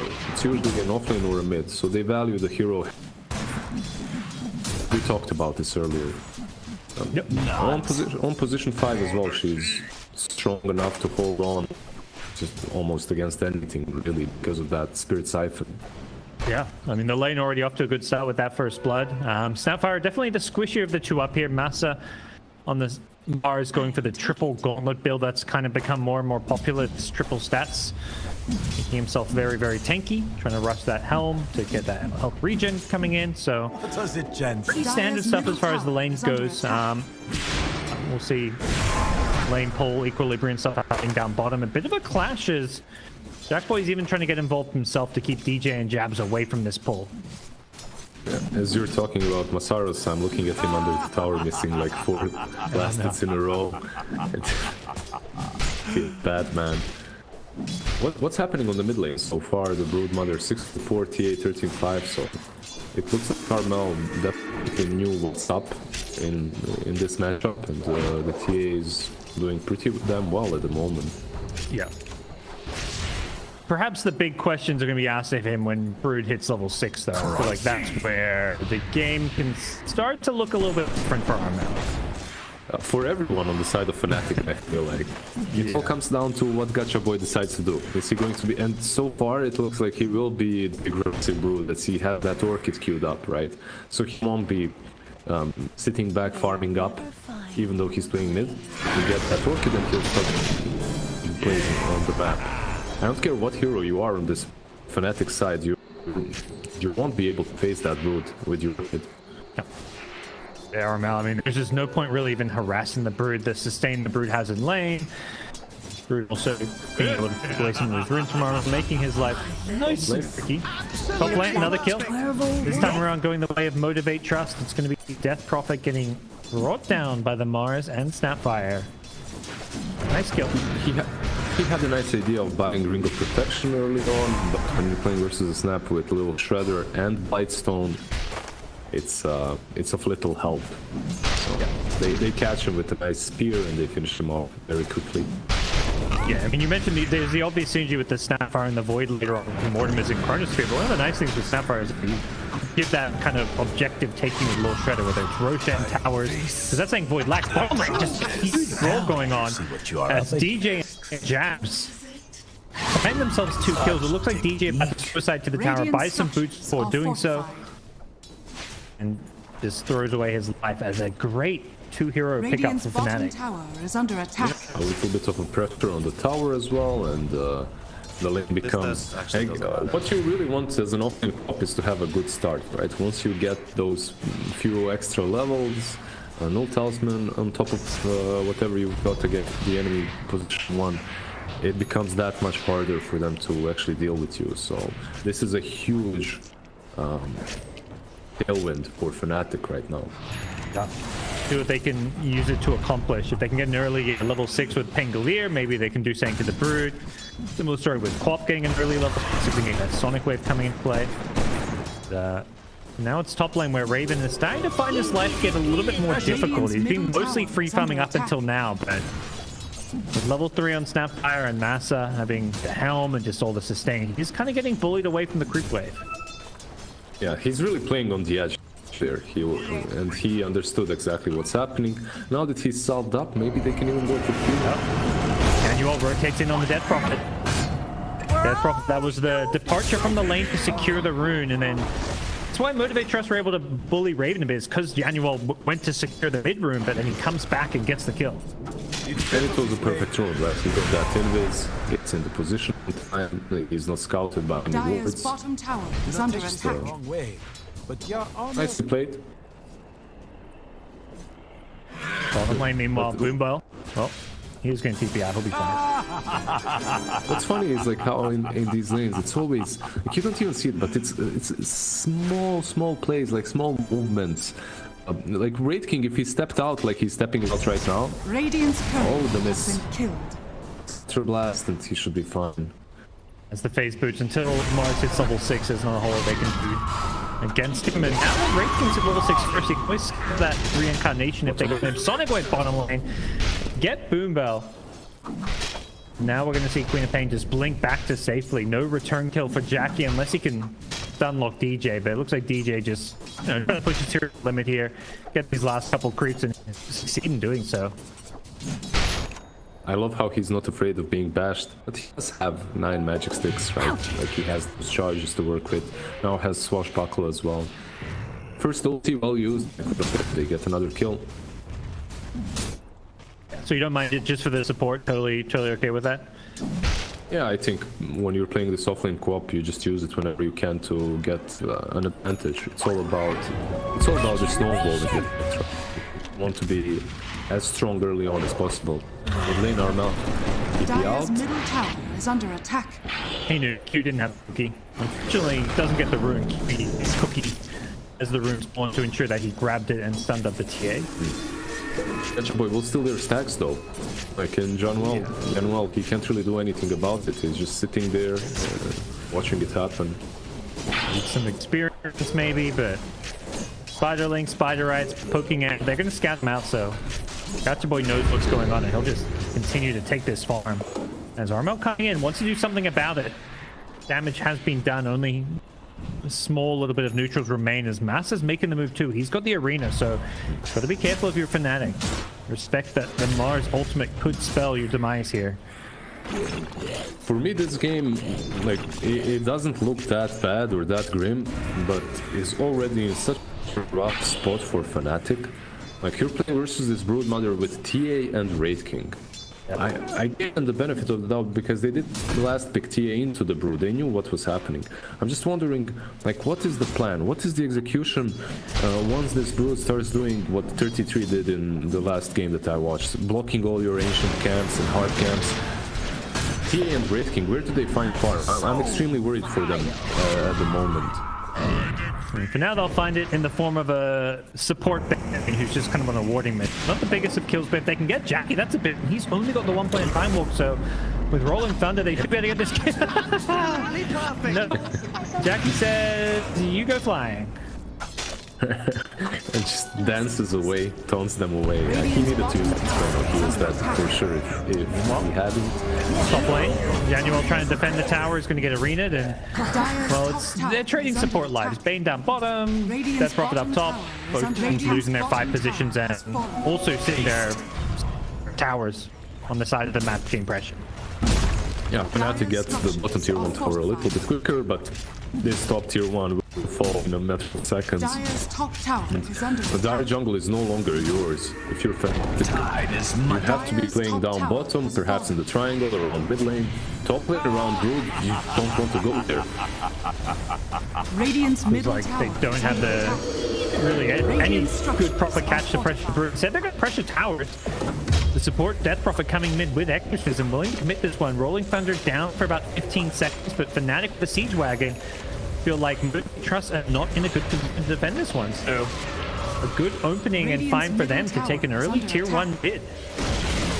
Pretty nice play. Radiant's middle Nicely tower played. has fallen. I feel they also realized that Masarus used the arena top and Broodmother were pretty much without resources. Had very low mana even with the Soul Ring, so they broke away. So, yep. He's trying to dodge it, and it looks like Jabs will succeed in keeping himself alive. Has the Sonic Wave if he wants to. Doesn't need to. He even gets the kill. Massa finishes him off. Oh, got caught by the spear. Didn't have a chance to blink out of there. Nice play from the Mars in the end to get the kill. Running up to someone with Mars and just God's rebuking him to that must be one of the juiciest things in the game. Just like slamming that shield, dishing out the killing blow. Always feels good. Armel is... Yeah. You see how many spiders it's... Okay, all His right. Sietas, yeah, his higher CS the Brood. Obviously, a lot of those... A lot of the Broods are neutral, so... In terms of net worth, it is TA neck and neck with Brood right now. He's doing pretty well. Like, I wasn't quite sure how this would pan out, but so far he's actually being able to hold his own, hold his mid-tier 1 tower, and kill off a bunch of these spiders. They're not really greeding out with the item builds as well. Raven obviously going into an armlet, it's something that we see very often. Actually going into a blink afterwards. Sometimes the Shadow Blade on Wraith King, which is also really nice because of the way you build into Silver Edge at the moment, right? It's great, but blink just as good on Wraith King. Yep. We'll see whether or not Raven, that means maybe sign for him to start joining some of these early fights, but for now, for Motivate Trust, it feels like they're very ulti dependent. I mean, you mentioned, yeah, not having the arena, not having Chronosphere to defend that mid-tier 1 tower. When they've got these ultis, Fnatic probably just farm, but when they're on cooldown, Fnatic can make a lot of moves. I feel it's on Gacha Boy to prevent them from making those moves when you don't have cooldowns, right? Like you have Grip, Mortier's Kisses, Arena, and Chrono, but Broodmother isn't really tied to anything, so once she perhaps gets the BKB, as she's building into that next, she'll be able to constantly make plays while your ultis are off cooldown, on cooldown that is, but you really need to make use of the next arena and next Chrono to take the tier 1 tower mid lane. Yeah, and that's something Motivate Trust... Yeah, I was going to say, Motivate Trust has been really good at those mid-game team fights. Like last game we saw Fnatic start good, have a good lane stage, and then Motivate Trust just started winning fights and taking them off one by one. Dire's middle tower is under attack. Dire's We'll see if they manage to do the same thing this time around. Yeah. So Fnatic looking to maybe work on some of the mistakes they did last game, as this time around it's going to be Motivate Trust pressuring the mid-tier 1 tower.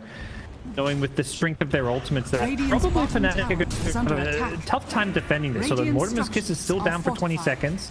Same for the Fiend Script, but collapsing on the mid lane is Captain Boy's Broodmother with the Orchid.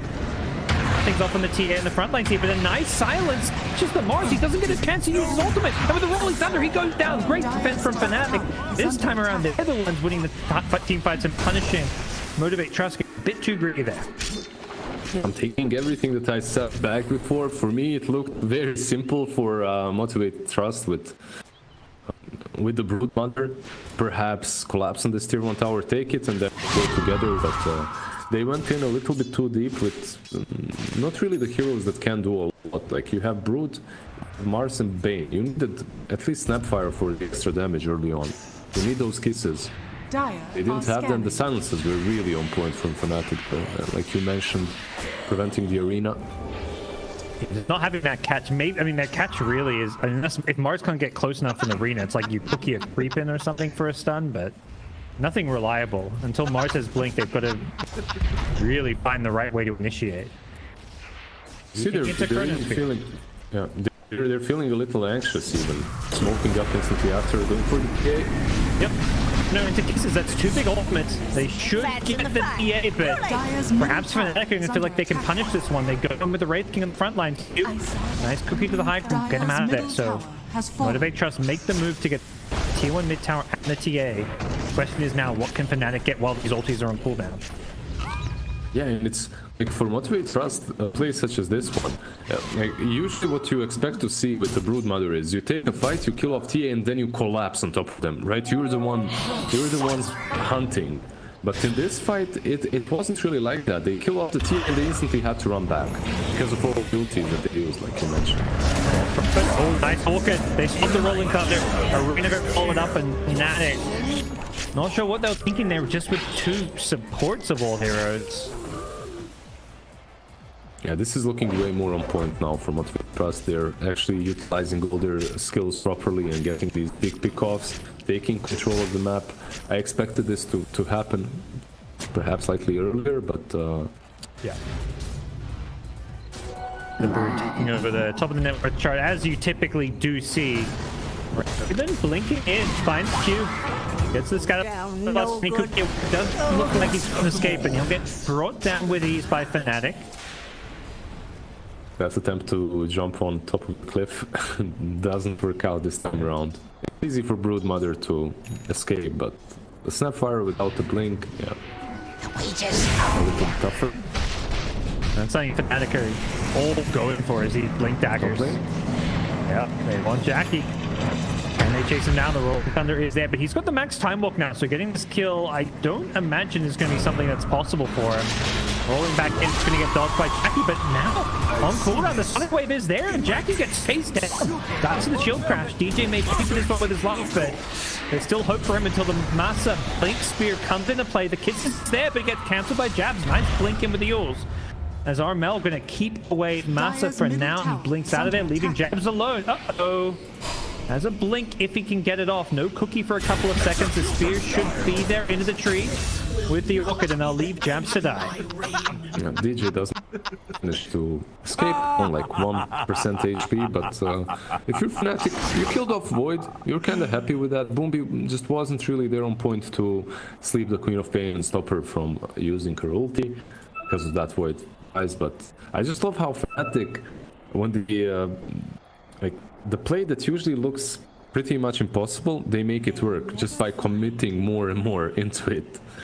Sometimes they get punished, but this time around it did net them a Void kill, which is great for them. Plus, you forced all these heroes on top, and I think that's even a bigger win, as Armel is farming mid lane, bottom lane waiting is pushing in, the heroes TP towards top, used all their spells, no one can be pressuring the TA or Wraith King.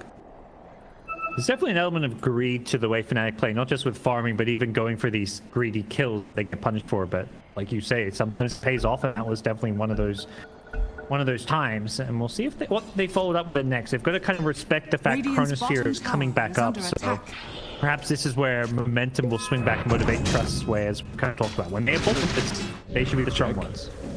Got the back out. Power of impression. Radiant's bottom tower is under To attack. open up the shrine as well, so Radiant's bottom tower Januel, he has will fallen. jump straight into it, I believe, to take it away. But it could have been much worse. I think they overlapped the silence a little bit with stun, and Jackie just manages to survive there. Fnatic, they back off to their own triangle, happy to maybe walk away with their wins. A tier 2 on an enemy outpost, not a bad find for them, as Jackie getting Raven getting more and more farmed on the Wraith King. Jackie himself is Void, farming decently. Maskman is Maelstrom, all on farming items. Like going on pain boot. Jumped. That's the Blink Daggers. Wraith King TA both with Blinks, paying clear, one queued up, a couple hundred gold away, and then Quap, build. So they've got very mobile heroes here. Yeah, they're making sure that at least one of them can disable or kill off the Bane, Snapfire as they're hitting from the backlines, and all these mobility items obviously help out versus Void. It makes it much harder for them to just jump in and chrono.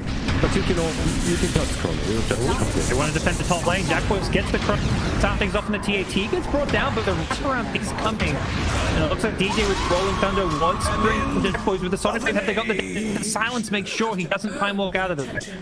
Nicely done by Fnatic, and they want more, but it doesn't look like they're going to be able to find more. Yeah, that's the trade, Void for TA. Void is your team core heading into the late game. Like Broodmother, sure, she's alright, but at some point she just becomes this huge piñata that anyone can pull off.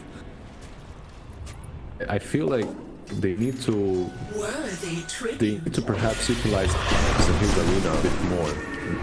Smoking up. Can happen. They've found Yanuel's death probably. We'll trade it for the Snapfire, so support for support, but here comes the smoked up Mars. What's Massa going to find? He probably wants bigger kill than just a support, but Raven on the Wraith King isn't really a kill you when it's got reincarnation, so just backs off. Yeah. There's just no damage. Like, you have Marcina, you have Rip, that's a lot to catch. Oh, okay. With Rip as well. Yeah, they want... Well, that's his first last bit. He's burning his mana. Oh, he gets the stick off just in time. They thought they had the kill with the Fiend Script mana kill. Now they're going to go for the kill on the respawn, but the Rolling Thunder there to perhaps save the day. He's bouncing around DJ inside the arena, making life miserable. Massa could be the first to go down. Boombell is next. Bane gets chased by the Queen of Pain damage, but the kisses brings the Wraith King, so they do end up getting Raven. That's the kill they were hoping for. A bit more tricky than they'd perhaps imagined, though. Damn, way more trickier. It's a first attempt, like he called it perfectly with Rip to try and get rid of his mana and kill him off just like that. Sadly they got him low until one charges, but yeah, the one charges saved him. It was just the one charges in the end. So nice try from Motivate Trust. Sadly for them, it doesn't work out in the end. Still though, you kill the Wraith King, you lose your offering in position 5. Not the worst of trade. Waiting to see what are the big items here coming. On TA we will have the BKB very soon, BKB AC as well, Wraith King, and both of these teams have a pretty easy way of getting into the pit and getting that rush. No, it's like Motivate will do it first. Yep. Medallion plus little Shredder, yeah, it's pretty much to some extent go time for them. The supports don't have ultimate, but perhaps confident. Let's come back to DJ. He scans this one out. Is he going to go in time? He's nearby, but Road's already dead, so without backup, he doesn't want to make the play. Fnatic, if they were there maybe a couple seconds sooner, but... Yes! But they're still close enough. DJ, he does have Blink, so... Yeah, he can find... about... Maz is a nice target on this Maz before he gets his BKB. I mean, he's tanky, but that's where a lot of the team fight. I feel like he's just playing it safe. He has teammates that want to finish off their KBs as well. Yeah. And, maybe if you see Motivate Trust going for this tier 2 on mid lane, you can backstab them. Or just go bottom, as that's what they're drawing at least. Yeah, the Raven is perhaps the target they're going to go for. They don't know he's here, but going to finish off these Ancients and have a blink away, so I don't imagine he gets caught by this smoke rotation from Motivate Trust. Yeah, I feel the only way you catch him is by some instant... Well, you can chrono him from the fog, perhaps, that's what we've seen before.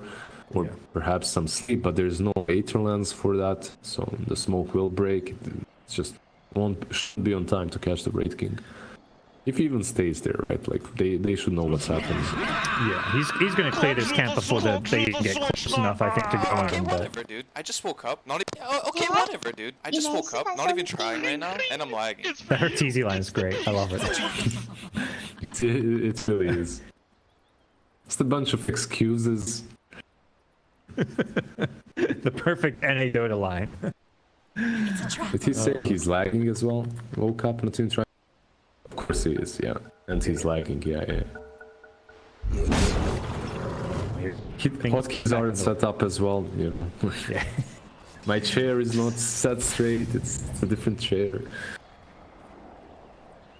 Well, no excuses here. This is the DPC, and a loss here probably means... I feel like whoever loses this series, there's a very good chance they're not making it to the first major. Even winning not get you there. These are two teams around the middle of the table. Fnatic looking for their third win. Motivate Trust beat some of the weaker teams, but struggled against the top dogs of SEA. And we're going to see how they're going to do fare here against Fnatic. A good game 1, but game 2 so far pretty neck. Fiend Script down bottom, yeah. Radiant's middle They're tower not is going to under get followed attack. up and just a Rolling Thunder TP away. DJ save day. Radiant's courier has It's been really what killed. Fnatic wanted to do here. Radiant's They're middle pushing, tower is you're under playing attack. into an Aegis. So you're just pushing bottom and buying yourself time. because of the fact that you took that tier 2 earlier, you can pressure the high ground and motivate trust, they cannot trade. So they need to respond, they have to. And then it's very easy to just bail, get out with the rolling thunder like you mentioned, and just wait for that Aegis to run out. Time's a ticket, and Fnatic getting more and more to farm up at BKBs. Everything in TA going for other items first, so when they get these BKB timings, they're actually pretty damn strong. Gonna negate a lot of the damage, follows up the Cronus BKB. Radiant's bottom tower is under attack. Jabs again. Yeah, this is just so annoying. Constant split push. He's even throwing out the high five, like, hey guys, I'm over here. I mean, he knows what he's doing, they know what he's doing, they know that they can't really do a lot about it, that their objective isn't being on the bottom lane. That's literally what you want to avoid. It's like, Bane can maybe make the play to set up, but after what happened last time with the Rolling Thunder, it's just like, Bane's probably like, do I even want to waste my time? Because he has to have a teammate TP in with him.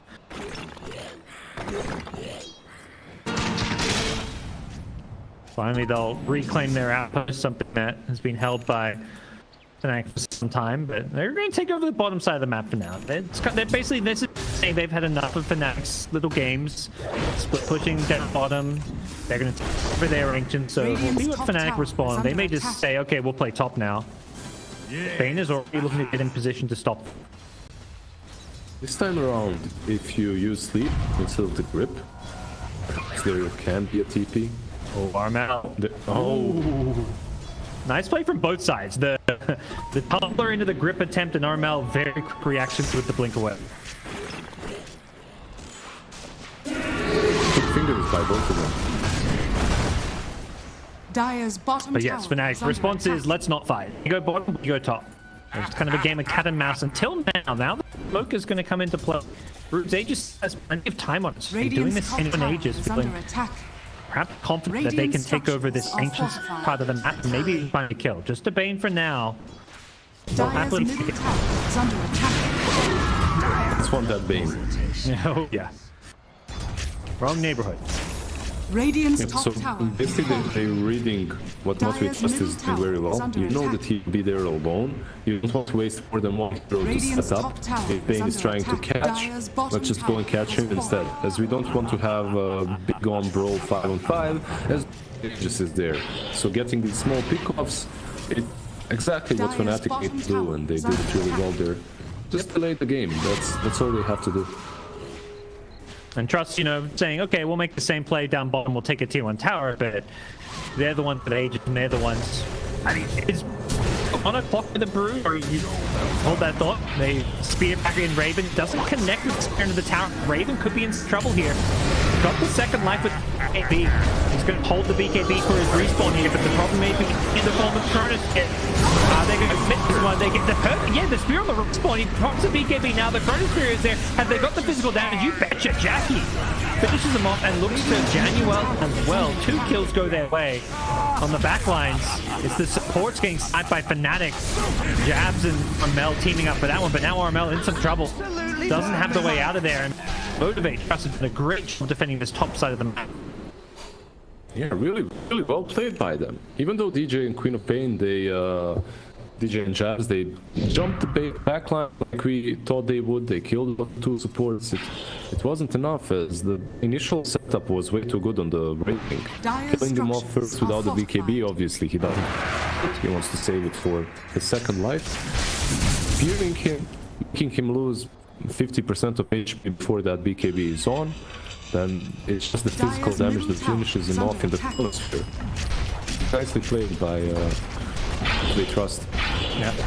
You just got to kind of treat that reincarnation like an Aegis itself, where you want to, take it out without committing any big spells, and that's exactly how they managed to win a nice little fight. Themselves a 3k gold. They take the tier 2 mid tower, so a lot of map control going their way. The big is going to be Roshan. Rosh number 2 coming up in the next couple minutes. That's something they'll definitely hit. Both teams will have their eyes on. And now that you have used the Chronosphere, the Arena, the Mortis Kisses, perhaps Fnatic might smoke up the moment TA is up. It definitely way with how they're moving. They showed the quap top, but it's not something will necessarily remain the case. Jab's not in the smoke, but he can show in a lane while the other four go fishing.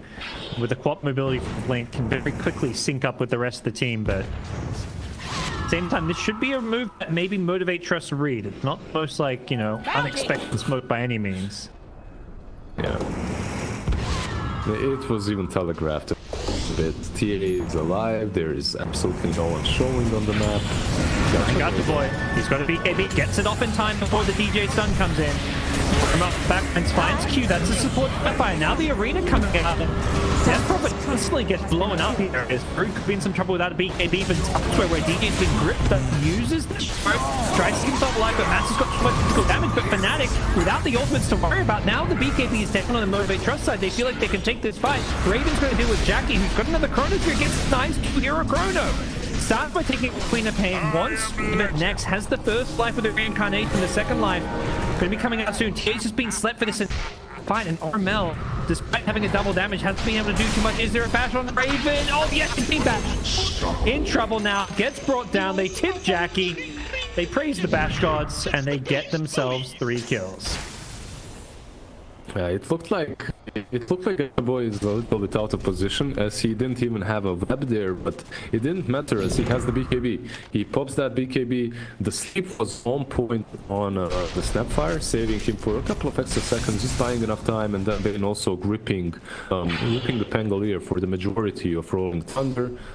It was just really well played by the two supports on the side of Motivate Trust Gaming, and the cores were free really to do whatever they wanted in that fight, as all the attention was on Bane and Snapfire earlier on. So maybe Fnatic just realizing that those two heroes are probably the easiest to kill and also necessary to kill, but they're struggling at taking down Void, they're struggling at taking down the Broodmother and the Mars. Yep. Feels like they need more control for them. Find the Brood and kill off a lot of Spiralings, but winning this Brood has been so far an impossible feat. 0 deaths to Gacha Boy's name. They've managed to kill the Void a few times, but really, you know, the main thing they have to be excited about how this game is going. The fact that Raven and RML aren't able just to do what they want to do in these team fights has been a big problem. Yeah, and the big problem for Fnatic, it might not be a big problem, but Rush has respawned. And Snapfire is already in there. She's got the Solar Crest, they can start hitting it. They don't have any big ults. No grip. Okay, grip is actually coming off cooldown. That was long enough. You have Mortimer's Kisses, and you have Arena of Blood. That's something that you can use on the side of Trust Gaming, but I'm wondering if Fnatic will try and contest. And maybe we'll see if Motivate Trust are worried about the Chrono Trigger cooldown. Doesn't look like it. They just go running into the pit. They killed this so damn fast. And Fnatic fast. They smoke it, they scan it, but yeah, it's already gone. His illusion was on the way to scout it out, but they had to be there already. I've seen a lot of teams struggling with rush defenses lately. I see a lot of teams get woke up, and by the time they're in the river, the rush is already gone. Like more so than before. I'm not sure rush is dying way too fast or what's happening, but maybe a little bit of both. Of rush dying and a little bit of teams just not being on point with the defense. Fnatic, it's kind of 2 games in a row. Last time we were on the ones for Roche when they killed it too slowly. So definitely Roshan has been something they haven't that well in this series. Yeah, the PK one in the first game when popped the BK and tried to finish it. Right. Yeah, definitely known for Roche. It's definitely like a key team skill. Like the fact that Motivate Trust know they can kill that fast. They need like a hero or two on the map, 2 for a win. Roche. See what they can do with this Aegis. This one goes to the Faceless Void, so that Void gonna be playing without it this time around. Oh, they smoke up for jabs. Let's see if they can. Jackie will just start doing the creep instead. Yeah, and kind of maybe reveals the smoke too. Yeah. He also cannot connect to Chocolate, right? So. Yeah, he's a little bit alone up there, but we'll see if, I mean, Fnatic, they've got these blink daggers, but not like the most amazing catch. Like a blink rolling thunder, perhaps. Yeah, that's something that I wanted to mention earlier too. It's so much easier for motivated crowds, right? They have the script, they have Chrono, the arena. These are big disabled. You have to somehow, like, have to have a hero that stops them. He goes to Brood, perhaps going to stop him. He gets off the BKB. Physical damage is too much. Massive tracks to save the arena, but he paid the price again. Well, he's kept alive by the glue. There comes the dust. Just in time to finish the kill, but he'll pay the price because of how long it took to get that one. Meanwhile, the backline cuts off the pain. Gets the blink out just in time, and they kill off 4. With Pain using that action really nicely here. Jack Boys, he's alone. He's trying to bring down DJ. He makes the scene. Chronosphere on 4. He killed 2, and he's going to get out of there with the time walk. I don't know if they can chase it down here. They're going to try and do so because Arcane Rune on the TA, but what a chrono from Jack Boys. Wait, the as well. Oh, so nice. All right, that he single-handedly rescued that for them. At the same time, I feel like him being bottom brought them into holes. Right. Someone had to be. Someone had to defend the bottom lane as Jabs is split pushing it. Brother, even though Faceless Void was bottom, pushed it a little bit too far. We were talking about the disables. They have a lot of small ones, and if they all stack up together, they can definitely kill the Broodmother, and that's what they did. Time is money. Not sure why. A bit interesting. DJ buys back up dying. Like it was just the Void alive, so I'm not sure that there was like any kind of big team fight happening. But does get a chance to get farming for the day on this. There's a couple of things that you can think about. Maybe they will need extra support to kill off the Void, right? Extra disabled. If he dies once, it's going to be hard to kill him again after ages. Or maybe he's thinking someone from Motivate Trust will buy back as they had the outpost up and TP in. So one of those. Oh no, my team just got 4. Yeah, my team just got 4-man chronoed. Yeah, he's thinking the Void might stick around for that like 1v5 rampage kind of play. Definitely a lot of pressure and eyes on DJ. As far as the team fight goes, he is the team fight for Fnatic. His Rolling Thunder, got the Quickening Charm to reduce the cooldown, looking to finish an A on Disc to give him that kind of extra survivability as well.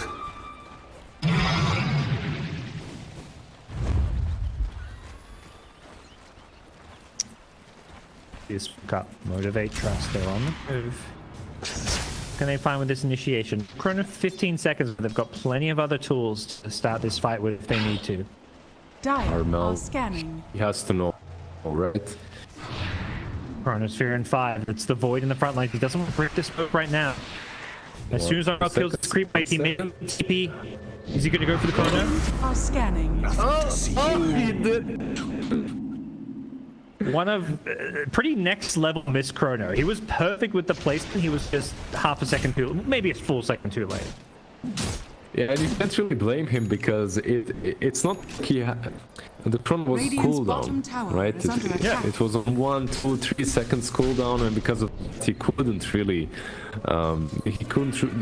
use it earlier. So one of those loadout tiers that. Oh boy! Oh, gotcha boy. Gotcha boy.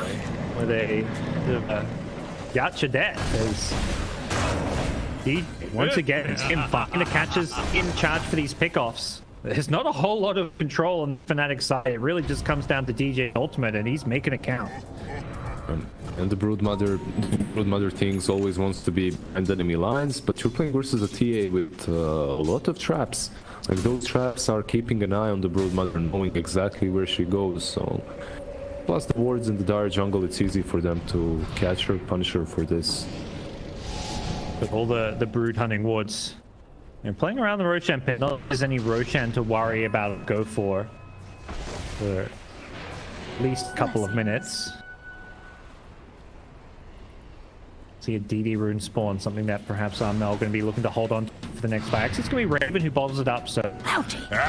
King, if he gets on top of really anyone, they can just quickly melt, other than maybe like Faceless Void. I mean, Bruce got an AC, so the two cores, not bad. Radiant structure. Yeah, that's AC. Definitely helping out versus both the Raven and Armel. A ton of physical damage coming from them. And everything is going into the silver edge that we mentioned earlier, so Dagger and Shadow Blade. Radiant's middle tower is What under finish attack. potential? Jackie, boys. It was looking down bottom, but wasn't finding with the Rolling Thunder. The Fnatic perhaps play a little bit safe until that ultimate comes back up, but they know they've done a good job pushing out that top lane, and they're going to force kind of somebody to come back and play cleanup for these creep waves. Very similar to game 1, where it's like this tense game. We head to the late game, 40 minutes in, like, team has a slight gold lead, but it's no one's convincingly ahead. Yeah, you couldn't call it in that last game, and it's very difficult to do the same here. Just waiting for the chrono. The chrono is off cooldown, and let's see how the next fight goes. Q is in. Scatterblast will initiate with the shot, and they'll follow it up with Jackie. That's just as support going for some, you know, dewarding, but good initiation. That's out of the smoke. Masaru's attempted to jump on the raking and Panel here, but doesn't really manage to catch them with the spear on that middle lane. So it's only the Dead Prophet that dies, and if you're Fnatic, sure, I'll give my position 5 at any point in this game, right? It doesn't matter. Instead of getting the ward, he becomes the ward and pays the price for it himself. Armel, almost got caught by the Blink Scatterblast, but managed to dodge it. Gets the BKB off. He can look to turn on to Q, but the Glimmer is there, and Jack Boys with a Chronosphere. He's going to commit it. The DJ Rolling Thunder on the back may just save his life here. Could allow Armel get the Blink out of there, so he's still alive. That's the Chronosphere down. Sonic Wave from Jack. It's done a lot of damage here. The DJ Rolling Thunder is going to be on Jack Boys. He does BKB now, but he's lost 3 of his teammates already. Forced to retreat, trying to hightail it out of there. With the Time Walk range, he should be fine, but Boombell not so lucky. He's going to go down, as once again, it's kind of Jackie versus the world. Don't think he's getting caught. Yeah, he knows he's being chased down with the Sentry Ward there, so... Yeah, he's DJ, time what a roll back to... Yeah, Jackie is also time walking back to base and being like, "Great guys, I did that." You know, you were committed to make a play. It bounces back. Your whole team is. Radiant's top barracks are under attack. Radiant's top barracks has fallen. One of the reasons he wasn't able to even kill off the team is the level 23 tower. She's got +8 refraction instances by pretty much by the time he finished those off, Armel still had full HP. So the whole chrono did absolutely Radiant's middle barracks.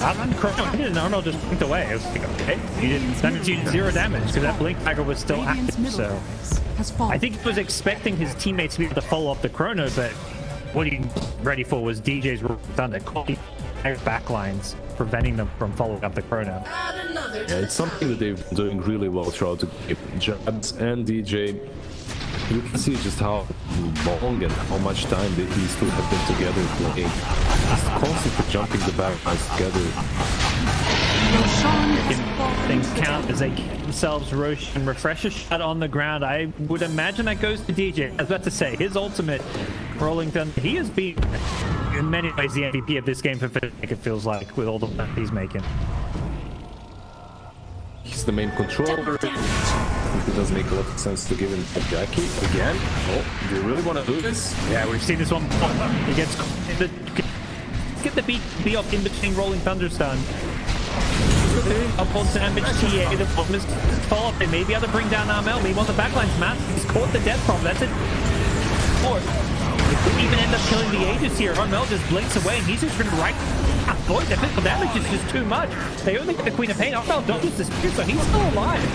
And with an Aegis in hand, he's got a second life. The refresher allows him to go second arena, but I don't think that's going to be enough to turn the Raven Rage King is just wreaking havoc.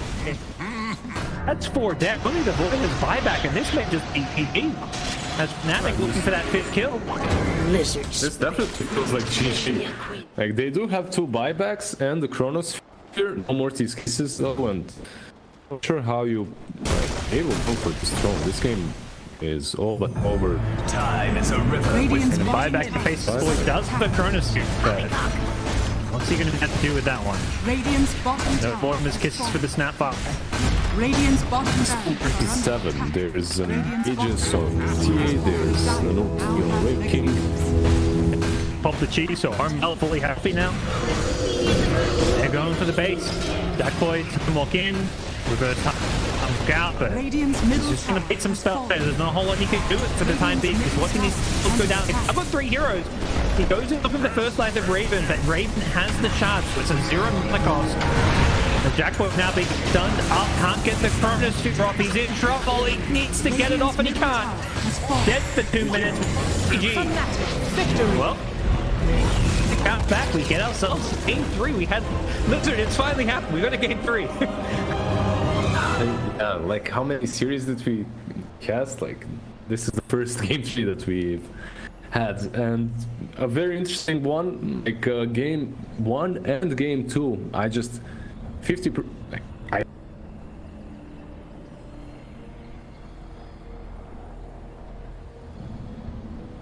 I just couldn't call. I couldn't say who's going to win it because it just feels weird. Motivate Trust Gaming, they have full control. Then Gacha Boy, he dies a couple of times in the enemy jungle, and Fnatic makes a full comeback. Jack Boys as well with this last jump. I think it's a little bit more difficult of a situation in which they're already losing and he's trying to do something on that TA, but that TA has an Aegis, refraction talent, DD. You're not killing her. There's no way. His teammates weren't around. Like he attempted to go for something crazy, it backfired, and in the end, that last fight, I don't think it mattered that much. Yeah, there was a lot of pressure on him, on the Void to kind of carry the late game, because it did feel like we saw the classic Broodmother. Okay, we're late game, the hero starts to kind of fall off. Just didn't look quite as effective. So, unfortunately, they find themselves in a game 3. Fortunately for you guys watching, the viewers, got ourselves a game 3. So, guys, stick around. We'll be right back.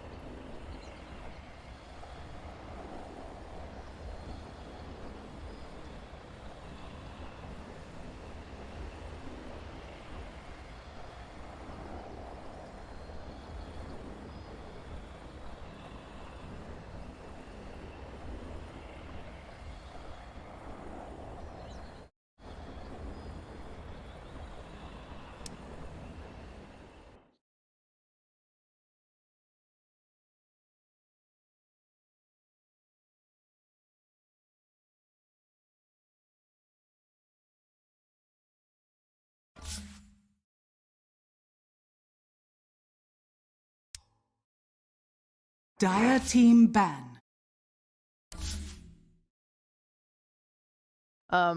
It's also just like a carry that gives you like more team fight. I guess they have it in Death Prophet and also like. I feel like the important thing this game Yeah. is motivate 10 trust in seconds particular, their target remaining. prioritization, because Death Prophet and Wraith King, even if this is like a 5 support Death seconds Prophet, remaining.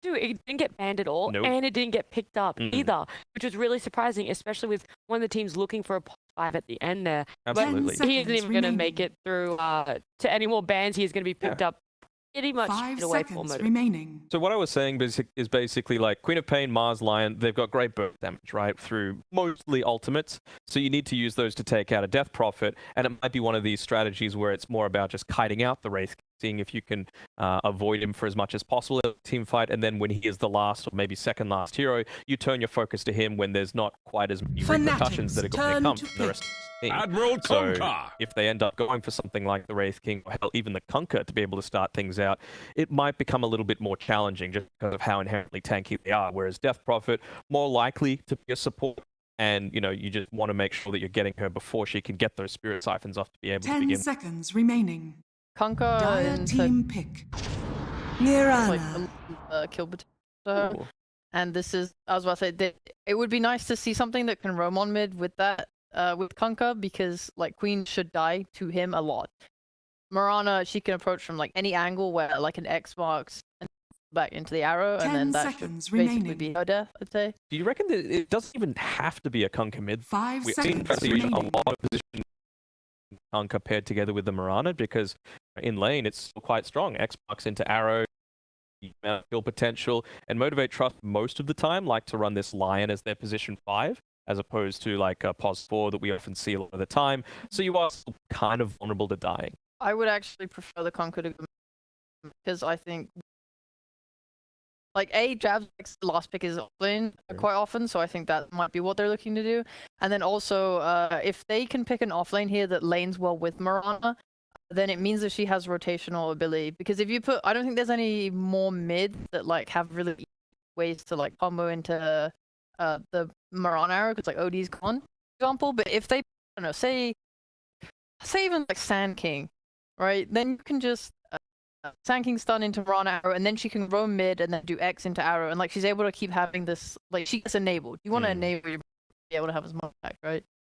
I think they Fanatics don't all that turn much to of a ban. draft, but I feel like Razor is a decent pick here for Motivate right now, but they're going to go the PL instead. I mean, it does reveal all of their cores, I suppose. Maybe not the Mars. It could still be the position. Honestly, we've even seen Q play Queen of Pain in that pos 4 role.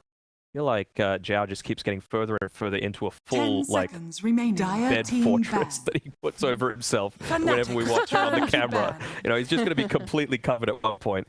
But yeah, I still think this could still be like a core that's still yet to come with the last pick for Motivate Draft. So Yeah, I would like to see, but I don't know if Jabs plays it. I feel like 10 it's not a seconds hard remaining. offlane to play.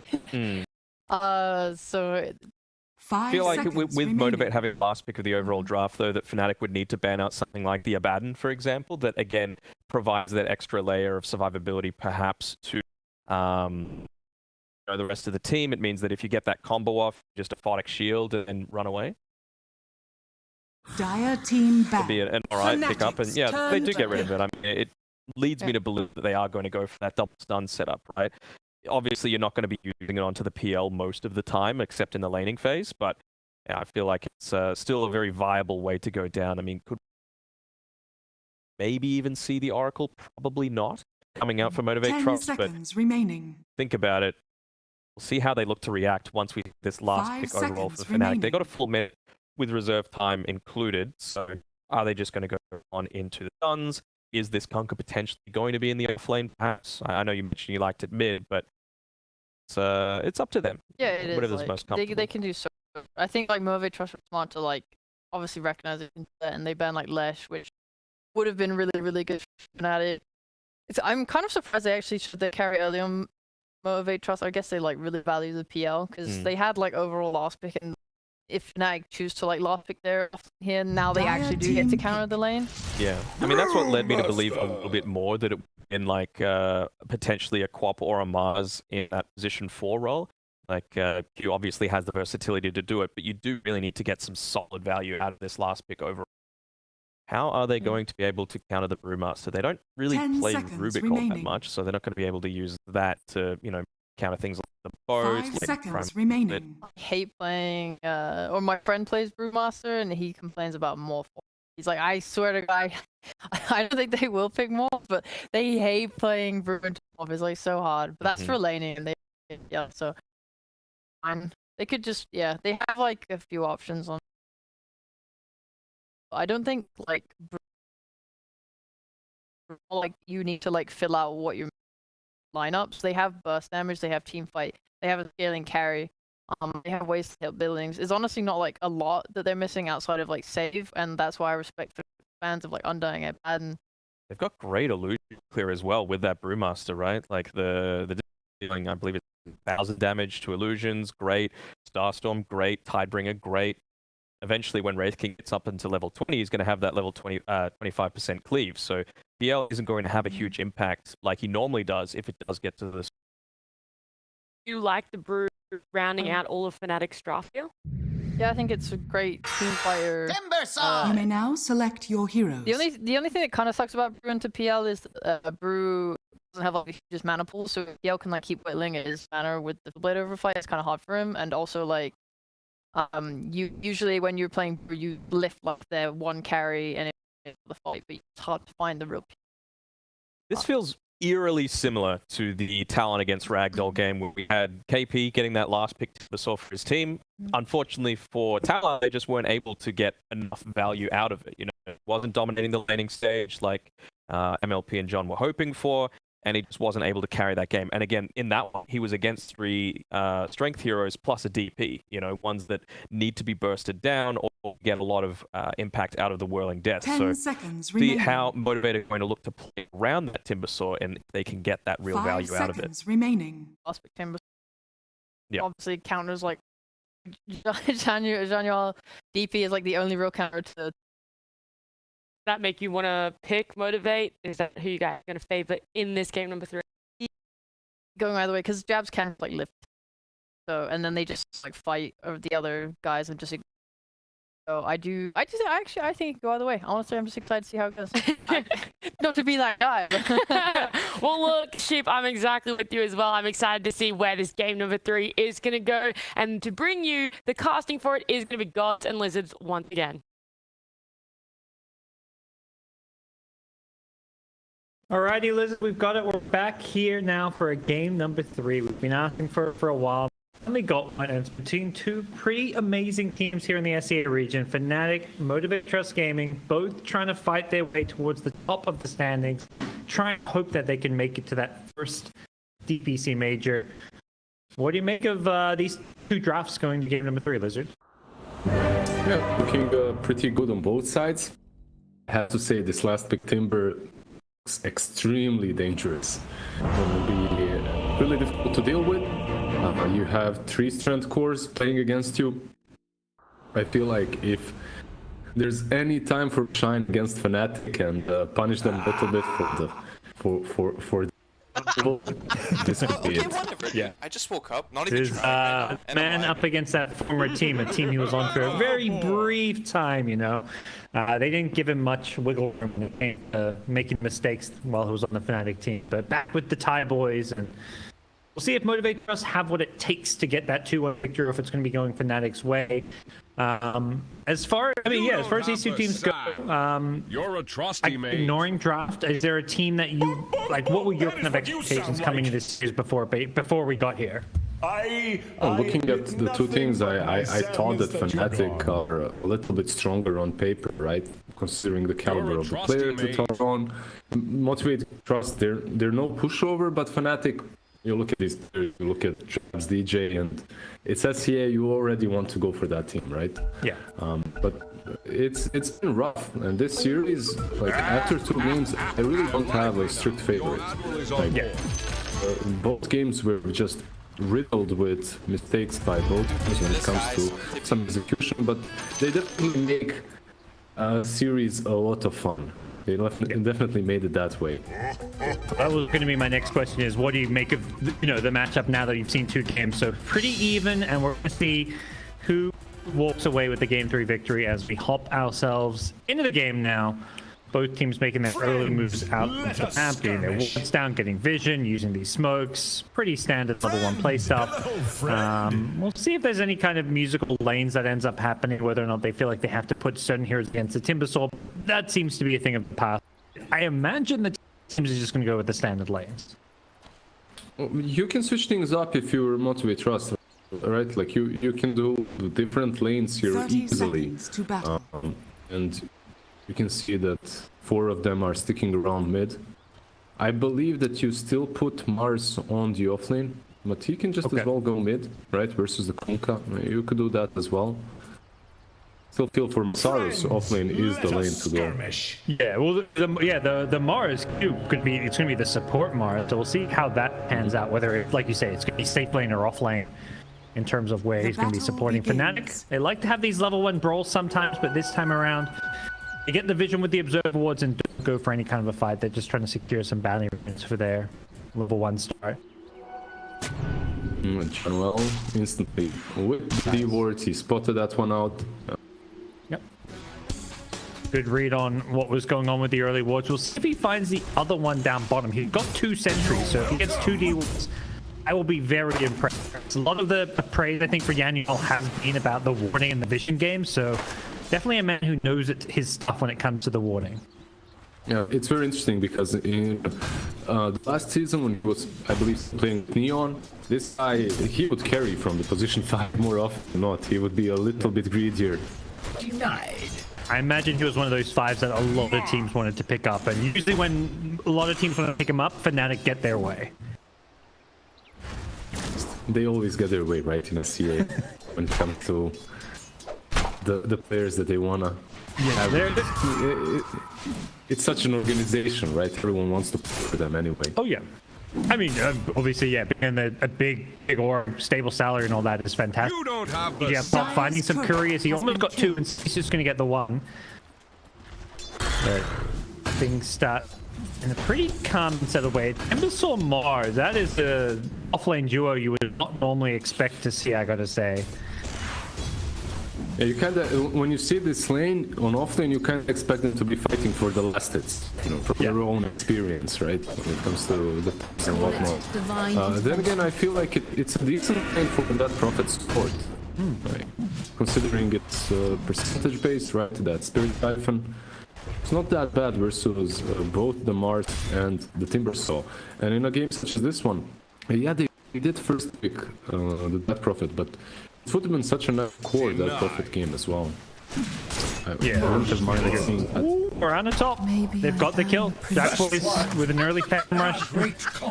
Finds blood. Mirana is a great position for, but until you get keep, you're susceptible to these. Your admiral is on it's a stupid, that's how I call it. Like you're in Mirana, you're just 10% away from level 2, you just get caught by something, and you always feel bad after that. Yeah. You try to linger around a little bit too long. Basically, your opponent beat you at level 2, and you've got to play so safe if that's the case on Mirana against so many things.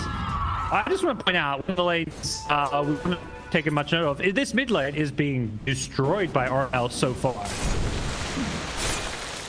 He's doing pretty damn well when it comes to the last hits. Once he gets that extra bracer shipped out, it's going to be even more difficult for Gacha to really zone him out. Every time, like, yeah, you can shadow strike him, but he hits you with Tidal Finger, he dishes out just as much damage, if not even more, and now he's going to have that bracer to work with as well. Yep. Plenty of sustain with all the runes, and top lane, Abs and DJ, they want to go and get Boombell, but the Hex into TP, ooh, that was close in the end. Well timed, Boombell knowing the limits of his hero. TP'd out. Or now can bring some salve, perhaps, some items towards PL. So both of them are happy that he didn't die there. Maybe Lion a bit more happy than the PL, because PL would get his items a bit faster. You know, carries right now, they like when their supports die. Yeah. The tactical feeding. Get to come back full health, full mana, and yeah, bring you all your items that you need. But the amount of time I was screamed at on Russian for not dying, like, you would think that you should be feeding in this game more often, especially when you're playing position 5. Yeah. Pubs have changed. You know, I would fit right back into pubs nowadays. Just go feed. All right, done. Yeah. The thing is, like, people are finding more and more elaborate ways supports for whatever they did wrong. You know, usually it was like, why are you pulling when you should be trading? Why are you trading when you should be pulling? Doesn't matter. It's one or the other, 100%. There's no doing right. Yeah, but now it's like, why didn't you die exactly 30 seconds ago? You would be alive here to bring me a Sol, and then we would win the lane. You're like, it's like, yeah, you know exactly how it was so obvious, you know? Not like, over there. How did I see that? Yeah, these carry players, man. But speaking of carry players, this Jackie PL, it's a pretty good PL game. Punka not bad against the PL, but PL one of the best counters in the game to the Raven. So the first blood, Jackie's off to a great start. Yeah, it comes down to these item builds that you go for top lane, PL. Yep. That's a rotation from the Mars I don't think they were expecting. The PL wants to finish this one off. The Cavs using that Cinder Brew and Drunken Brawler trying to get his way out of there. Not going to succeed. As Quap got... Oh, didn't get solo kill. Mirana helped. Okay. Did you see it's one? Yeah, it was... The X marks the spot into the arrow. Nothing really extraordinary there happening. Just the fact that Queen of Pain is always sitting low enough for a killing blow to happen almost any time Mirana is around. See how this Quap looks to play this game and catch up. This lane only gets harder now with Armel's level 6. So top lane again. And the initiation on the Jazz. He just came back into this lane. He needs help. Yanuel's trying to get in here to save the day. He will. Add the Drunken Brawler to escape and also get salved up. So good support play coming in from the Death Prophet, because DJ's just left this lane to go and ruin Gatchaboy's life in mid. Step lively now. It's just so hard to kill off a Panda. Like, everything they did was right. Hex him into the spear back into the tree, bought them enough space to bring him real low, but just blowing up Drunken Brawler, Cinder Brew, and he's just dancing. Oh, they got the X mid. Step lively now. Into the arrow. Comboed it well. Iron TP's in, but not going to matter. To the bottom with you. Punka should have plenty of health to survive through this. Yeah, that's 2.5 levels that Kanka is, well, 1.5 level. Yeah. Queen of Pain is level 6. And DPC waiting for that arrow, for the X to land, so. This combo, especially when you have level 2 Sacred Arrow, just dishes out so much damage, 150, and the additional stuns, obviously. It's the very easy for them to be picking off the Queen of Pain. It's not really human to like to feed it early on. Like, it's not as bad as a long time ago when if Quap died once or twice in the lane, her game is over. Right now there's definitely comeback potential from hero, but you don't want to be in this position. Yep. Perfect. Yeah, reaching that point where perhaps Timbersaw can take over this bot lane. Hits level 6 for now. Wraith King Raven still sticking around. It is always with Wraith King, one of those heroes that's very good at falling back and playing in the jungle, which may just be what he has to do. He levels up the ultimate. I didn't realize, he's got to just commit point to it, although Massa does use up his entire mana pool, so maybe Raven's going to feel like he can stick around, but he's going to be careful because support rotations are coming down here. But that gets scattered by a ward. I've got to imagine Raven shouldn't die. I feel like he needs to back out of this lane. One more CS, and it's it when it comes to laning for him. Yeah, he stopped. Dire's middle tower is the Timbersaw is... Masaros is the boss here now, and he's going to take your tower. There is no stopping him. Gacha Boy, the rune spawns top as both Kunkka and Mirana were camping the bottom one, so he's able to get the rune and deny from the Kunkka. Top lane, Raven, he's gone in deep. He doesn't have reincarnation. They know it, so they're trying to get the kill here. Timbersaur's rotated. Raven, he's going to find a way out, but I think there's just way too many heroes here to deal with. As he's in retreat, has 10 stick charges. The Mars does end up getting picked off, and it looks like Fnatic will keep Raven and get the kill. So a nice move from them with the jabs. Brewmaster Primal Split. See if there's going to be anything more coming out of them. It looks like a full retreat with the kill going away. Really nicely done. Really nicely done. And, I'm thinking if this is rotating Timbersaw on top lane, if that was even worth it for Motivate Tracking, because you could have been pressuring down bottom. You could have perhaps even taken that kill out on your own. Yeah. This way you kind of trade evenly, but Timbersaw doesn't have a TP any longer. So he's kind of stuck on this top lane where he truly wants to be. But you can make it work. Stick Timber on top lane and Mario farming in the jungle. Mars trying to take over this one. Whoop! Now, surprising miss on the torrent. He got the kill anyways, but surprised to see him miss that torrent. He was just waiting for DJ to give him some experience. Good team player.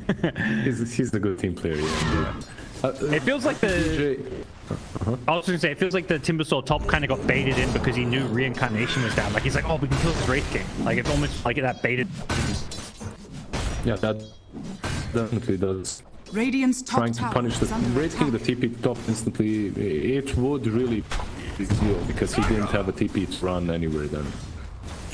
But one big thing is they're giving DJ space, and I really love this from Fnatic. They always realize what hero is going to have a lot of impact with a certain item. That's definitely this Mirana with a vessel. Yeah. So they give DJ a little bit more time on this bottom lane to finish it off.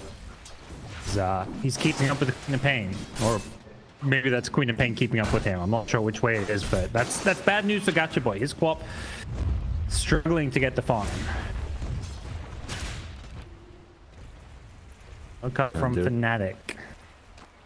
They were trying to set up something around the pain, perhaps thinking that there will be an attempt on her line. Nope, it's not like he said.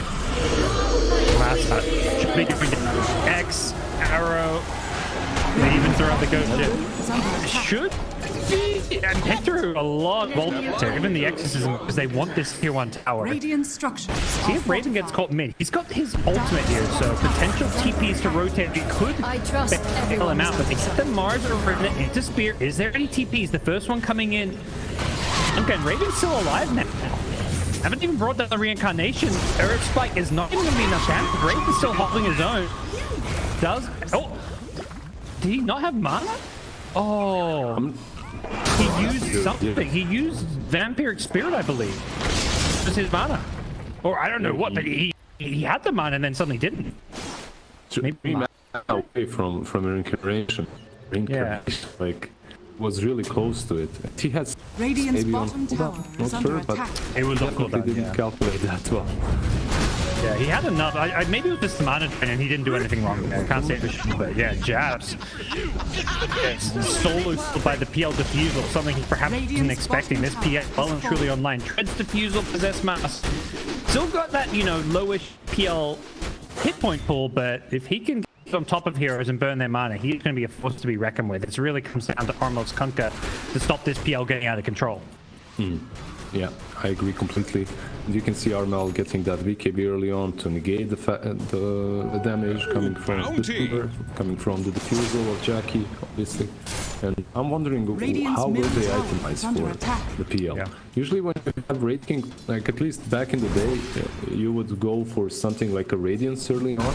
I really don't think that's as strong any longer, at least not on Wraith King, so maybe a Radiance or Shields on Armel. Okay. Something like that would make sense, right? Like if you don't have ways of really dealing with the PL, at least itemize for it. And even now they're giving, Wraith King can't really take stacks, but Kunkka getting all these stacks means he could be kind of the carry, at least for most of the early to mid game, it feels like. Yeah. Jabs, TP on out, Earthbite is coming up. Oh! He timed that perfectly, I guess. Yeah, so close indeed. Radiant's courier has been killed. Once it's Queen of Pain, but there's a haste rune, so Not gonna happen.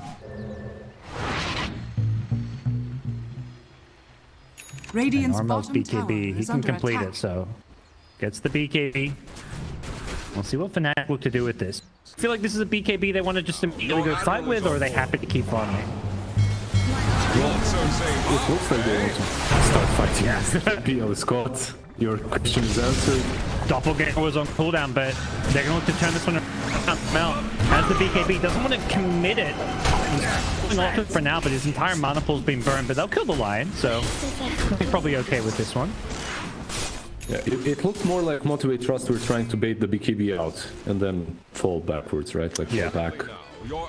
They didn't manage and they lose the line. So if you're Fnatic, Dire's middle tower if is you're under Armel, attack. you're very happy that you didn't have to use the BKB that way. This should be a smoke here. Piranha tipping mid, refilling the bottle, straight into a smoke. Radiant are Get scanning. his man back, and they're on the hunt. They're rotating top. Getting this tier 1 tower on mid lane would be huge for them, but a Mars kill is also nice. But keep in mind, this is a position for Mars. It's not the same. No responses, they'll just give away the Mars. But you say it's just the support, and that's why Motivate Trust them more than happy to let him go. They're pressuring down bottom.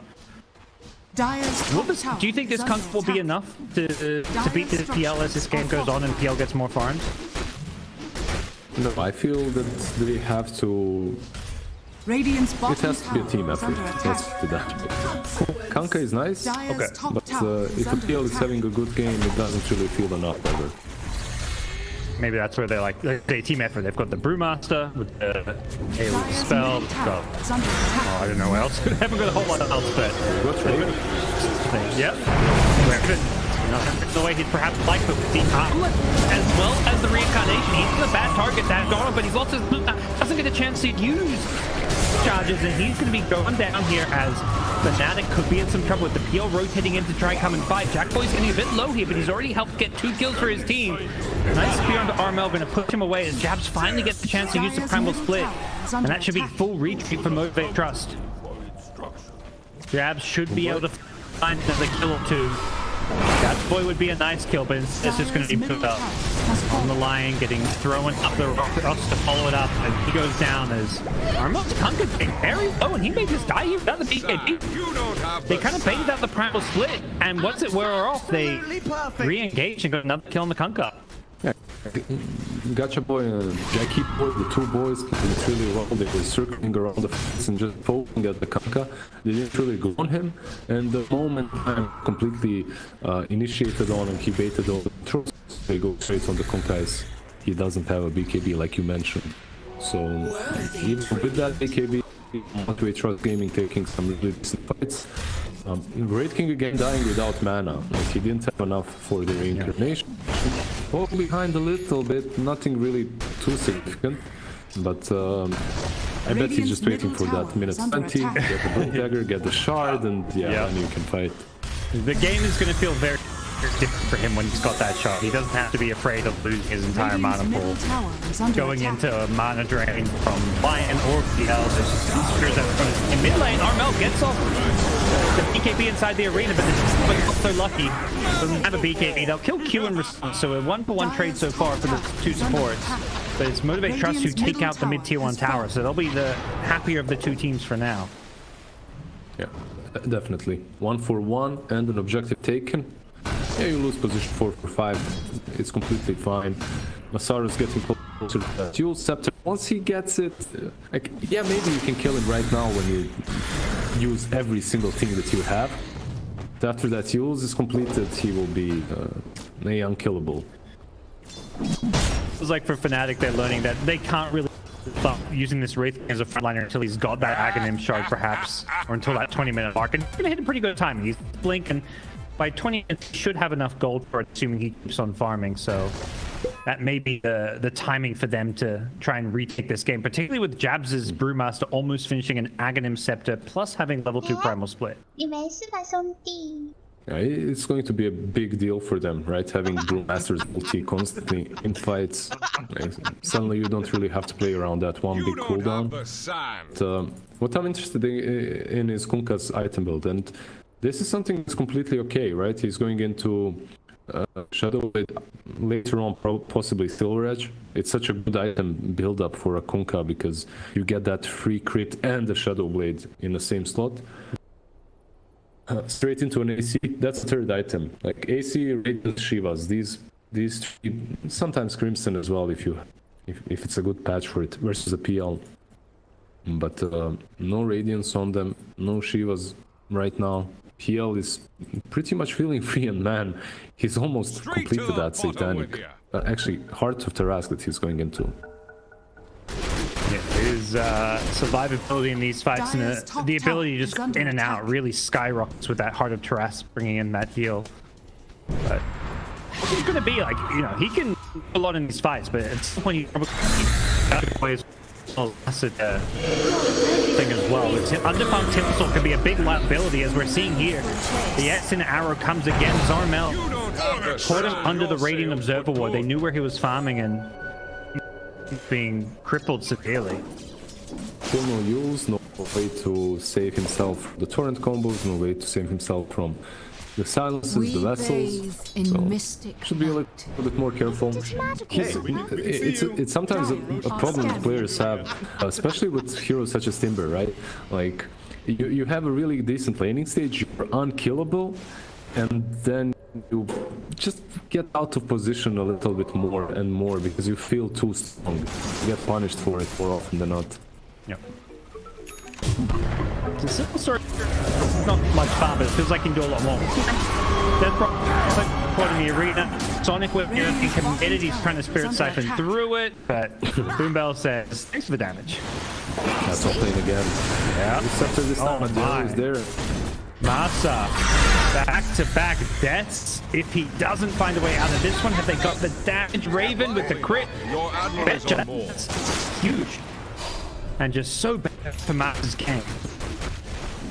What happened, you Scepter? You were supposed to be the chosen one. The one that saves Masa. Oh, didn't work. I'm typing it up for long enough. And then it's like, whatever. You're gonna get them afterwards anyway. Radiant are scanning. For now, Wraith King queuing up a Desolator. Hasn't even got the shard queued up. May still go. We'll have to wait and see. Has the BKB on his mind instead. Maybe feeling like if they can get... I mean, Roche is... They haven't even killed it once, so that shard is a long ways away. Yeah. Getting the Desolator definitely helps out with the right click and the potential. And the rush you talked about with the Bazo becomes a lot easier. The shard, like, for Wraith King, shard is really good, especially in this game. You're playing versus Diffusal versus Lion, but it's more often than not this luxury item, right? Like, there's always something else that you want to buy before it. But the only question is, can you actually afford that? Oh, Masa, no, not again. Oh no, he's got the heals, but his Timber Chain's been pulled down. It's come back up, but it's too late. It's... Chat, be nice. I know, just be nice, okay? We're not going to about it. Into the Roshan pit we go. Fnatic know that this is probably a free road, but what if we trust aware of this? Fnatic is saying, come and stop us.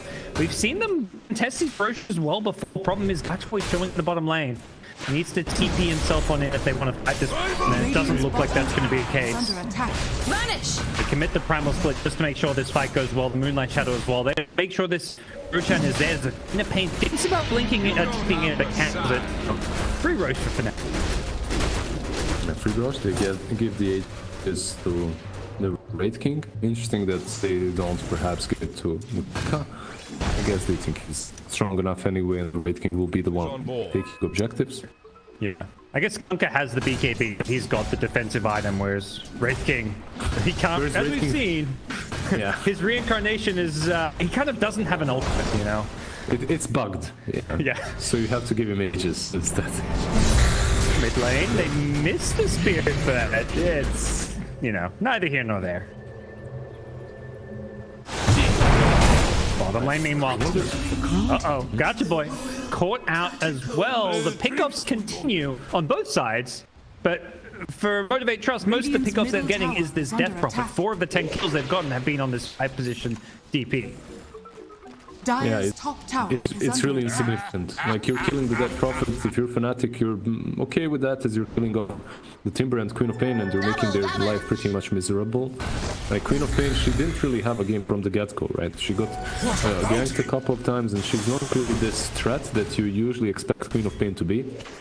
And it feels like, yeah, you have this big PL. He's on top of the network charts and whatnot. He's definitely keeping the game going for his team, but it's only him so far. Like, the rest of his teammates, like, they don't really feel that lively now. Your at admiral all. is on board. Yeah, I mean, so much goes back to well, for Queen of Pain, the early game, and for Timbersaw, the mid game. Quap just playing catch up since getting crushed mid, and Timbersaw really just getting crushed in the mid game, getting picked off time and again, despite a good laning stage. They might try to smoke up here. Is under attack. They make this move, but Armel's there with the X. He kind of pops the smoke, pulls himself back, having that high ground advantage. Fnatic just using it so well. They trust do have a dire ward, kind of giving some vision into their jungle. They may still try to make this play, but just playing things so cautiously. They still have, what, just only the Queen of Pain smoked up, so moving into top lane, Fnatic will know 100% what's happening. Position Raven, kind of the first one to get caught. They don't mind him going down because of the Aegis. In full retreat, but he gets caught by the silence and the Wraith Fire Blood. The arena comes in, nicely catches the Wraith King into this side of the arena. But they've already lost the PL. Yeah, the Chain Stun, the burst was enough, and the Wraith King, he gets his ultimate off. Reincarnation, so he's still got the Aegis to play around his Q on the Mars. There's nothing left in the tank for him. He's going to get picked off, and Fnatic, it's only a 2k lead, but it feels like they're kind of rolling their way through this game and starting to pick up some momentum. A lot of momentum even. There's still a split on Panda, remember, he has that engine, so this might be even a side kill for them.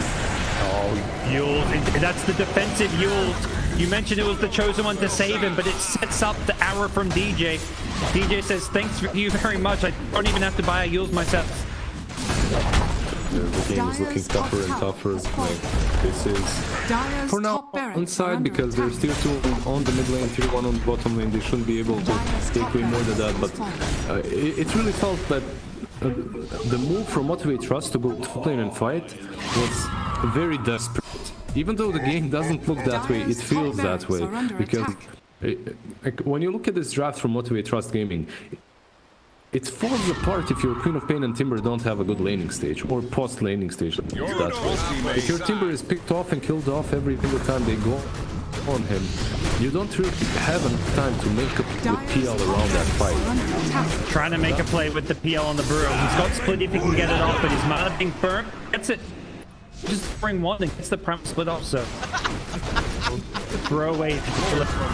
Like... Don't kill the... Alright, he's out. Like, I'll happily just cancel it over back here, back to safety.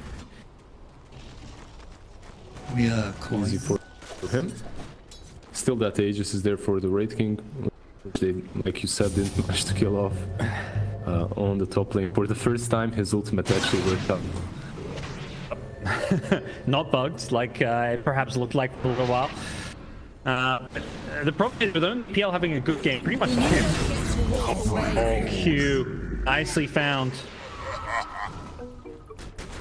You were saying PL like, having a good game? Yeah, he's having a good game, but no one else is. Everyone just itemizes for him. Like, even the Mirana's getting an Aghanim Scepter to get some more AoE. That's all they've got going for them is this PL.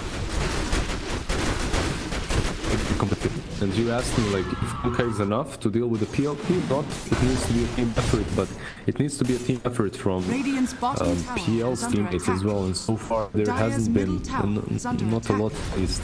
They're being picked off left, right, and center, and they're a little bit way too far behind for the draft that they're in. Bottom tower has fallen. Jackie? Nope. Get out of this one. Not sure that there's an escape for him. He hasn't really got teammates in the neighborhood. He's trying to juke and dive here. He's got another doppelganger, but gets silenced before he can use it. Jackie gonna be picked off, and while the one good thing going for them is getting caught. That's a problem. Radiant's middle tower is under They're attack. chasing for more. They see Gacha Boy. They know exactly where he is. He blinks away, and yeah, Jab shouldn't be able to cyclone him. At marks the spot, maybe? No? He's out of vision. Radiant's top tower Has that is under BKB anyway attack. to work with. No, this game really feels desperate from Motivate Trust.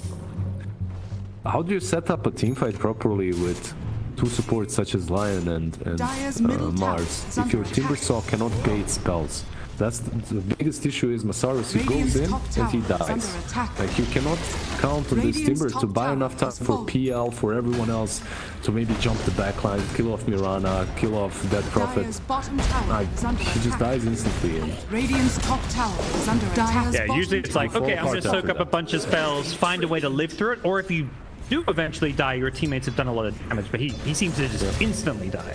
look at this piece. The same second. Oh boy, Masa. Bottom tower is under attack. Perhaps Fnatic's secret agent, the former teammate. This is not how this was meant to be the revenge game, but turns out Fnatic are just feeding off of him, reading his plays. But maybe a pick-off going Motivate Trust way with Januel not making the TP out. He gets caught. We can't let them see us. I don't think you're happy with that. That's yet another arena used to kill off the Dead Prophet. And look at Fnatic, they don't even care, they're smoked up. And they're jumping in. Raven says, hello, Q. Instantly just blows him up with the blink. On initiation. Oh boy. That's a tier 2 in the mid lane, then take the outpost. You could have taken it before, obviously, but now once you get that, Roshan is open. But Raven, he looks like he's... maybe even... nah, he's gonna go back. Sometimes you see these Red Kings, they just wait for the support to show his face, they jump in and two-shot it, right, with a crit. He's feeling pretty happy having found an Elven tunic, so gets some free evasion now. Against the PL, that feel pretty damn nice. And you see what Jackie is even forced into doing. I've seen, like, this build has been around for a pretty long time now, but hasn't been super favored by players recently. Still, he goes for the Shard and the Aetherlands, so it gives him a different dimension, right? He doesn't have to be fighting the teamfights the same way in which he goes in and hopes for the best. Now he can juke and jive a little bit on the sidelines, hit a couple of Spirit Lances, and then decide when to go in. Yeah. Play the poke game. This does also feel pretty nice for the doppelganger cast range. Like doubling the cast range almost or something, it feels like. But definitely not a good sign when that's your hard carry going for this kind of approach. Not that there's anything necessarily that will serve him better. That's Aegis now.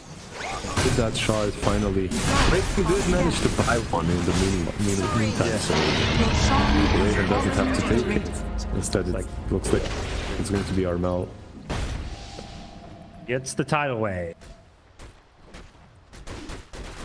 Kanka has such fun torrent storm. The Aghanis and Aghanis shot, it feels... He's also very good. Yeah, he's very fun to play in the Ags lab too. You just get like torrents flying everywhere with some of the Ags lab cards. Yeah.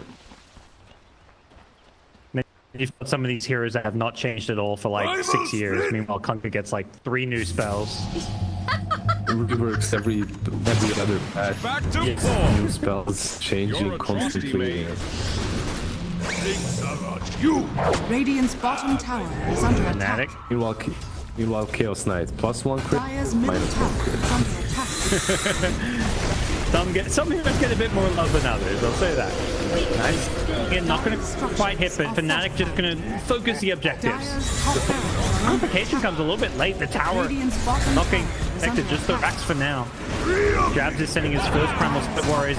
He has a second ultimate though, and he's just going to instantly commit it. Out the push with the Cyclone. Potential Cyclone and Arrow. They're trying to jump the backlines. Gacha Boy goes into the BKB, gets a quick push everyone. What a block, Death Prophet. And to start things up with the Finger of Death, they'll succeed in doing just that. And they get anything more, but they've committed too much. And Gacha Boy without a BKB is just going to get chased down by DJ, who does die in the process.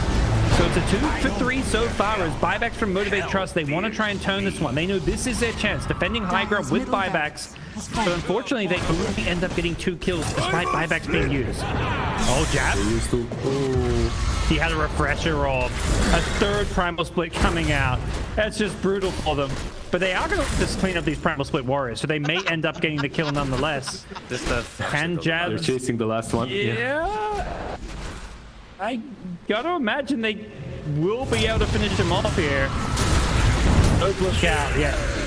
They've got him. Doesn't have that with aggro. Not something that you see very often anymore, right, on Brew, so they just clean him up in the end. So, yeah, it's not 2 kills, it's 3 kills. But like you said, they wasted 2 buybacks and they lost the side. But the Aegis is still on Raid King. Overall, net win for Fnatic. But it is giving, at least Motivate Trust Gaming, a glimmer of hope, right? Like, they can take these fights, play them really well, and that fight wasn't even that great from them. Mars jumped in, didn't even manage to use Lina, got picked off instantly, Queen jumped in the backlines but wasn't able to get out afterwards, even though she used BKB. If they're a little bit more on point with everything, maybe they could even take a cleaner fight. Perhaps that's the hope. Defending high ground, something like a Mars, you can spear people in using those positioning tools, but Fnatic, they've got such good pushing potential with the Aegis, Wraith King, and just the Exorcism. They may just brute force their way down the bottom lane and go for the mega creeps. Yeah, and all these items are coming together for them versus the PL.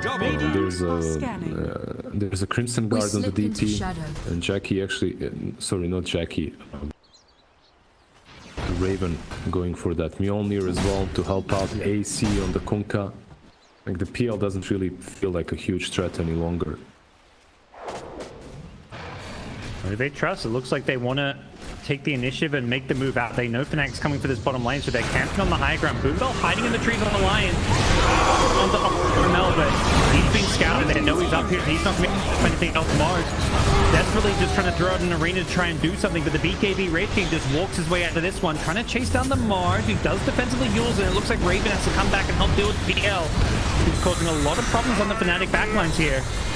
And they are going to take out the first life of the Wraith King. Can they do anything else? Again, he's still got the Aegis, so he's not really the best of targets to go on. And like Motivate Trust trying to focus their efforts elsewhere. As Jack Boys continues to chip away at these heroes. DJ's Miranda getting very low in the trees, and with his spear clipping him as he has to go down. Gotcha Boy, he stays alive in the trees. He's being pinned. Can another blink out? Armel gets him just before the blink was about to be used. And that's a dieback, I believe, from the Queen of Pain. So Fnatic could be looking for high ground off of this, especially if they kill Jackie on the PL. He gets X back in, and without buyback, Fnatic. Whoa, a pause. Lag. Lag sword. Okay, sure, yeah. Lag, yeah. He says double lag. You don't have Jackie's like, oh, okay. I see what's happening. We get some spicy old chat, we get some spicy pauses as Fnatic get the tier 2 tower after a big fight, and without buybacks this could just be GG. Yeah, you promised me some spiciness in SCA, and yeah, we get it in the end. Yeah. Some position 5 pauses because that Prophet is lagging, yeah, of course. This is game 3. We believe it. We've had maybe like 6 or 7 pauses throughout this series. Every single one has been Motivate Trust disconnecting. That's the first time Fnatic's paused, so you know, leave it at that, you know? Maybe a little bit of frustration from them, something like that. Sure. No buyback on Queen of Pain, no buyback on PL. This game is all but over. Masaru's trying a little bit to defend with that BKB. They're going for the throne. They don't want to even give him a chance to play and fight into the mega creeps, and GG is called Fnatic. It's time. They get themselves the 2-1 victory. Fnatic victory. Clean one. Wasn't a clean series from either one of these two teams, but 100% a lot of fun watching and casting it. Like all 3 games very unpredictable. This last one perhaps, like this last one felt like if Motivate Trust Gaming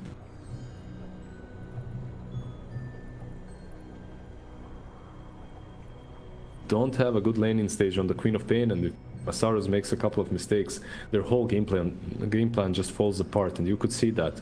Like, PL did extremely well early on, but the burden was just way too high, way too heavy on his shoulders. the Armor factor in the mid lane, and then you last pick a Timbersaw in what looks to be a great position to pick Timbersaw. You're expecting that hero to impact the game heavily, and it impacted the game just in the wrong way. So not the outcome Motivate Trust we're looking for, but Fnatic, that's a good win for them moving forward, I feel like, Lizard. Yeah, 100%. They're not out of the woods yet, right? They have a chance at the major. They need some things to go their way. They've lost, I believe, 2 series now.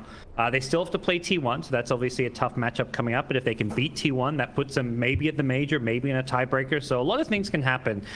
But perhaps some people who know a bit more about what can happen is going to be our lovely panel. So we're going to take a quick break, guys. Don't go anywhere. They're going to break down this series and then get ourselves ready for some Eastern European action. We've got more Dota coming your way, so stick around.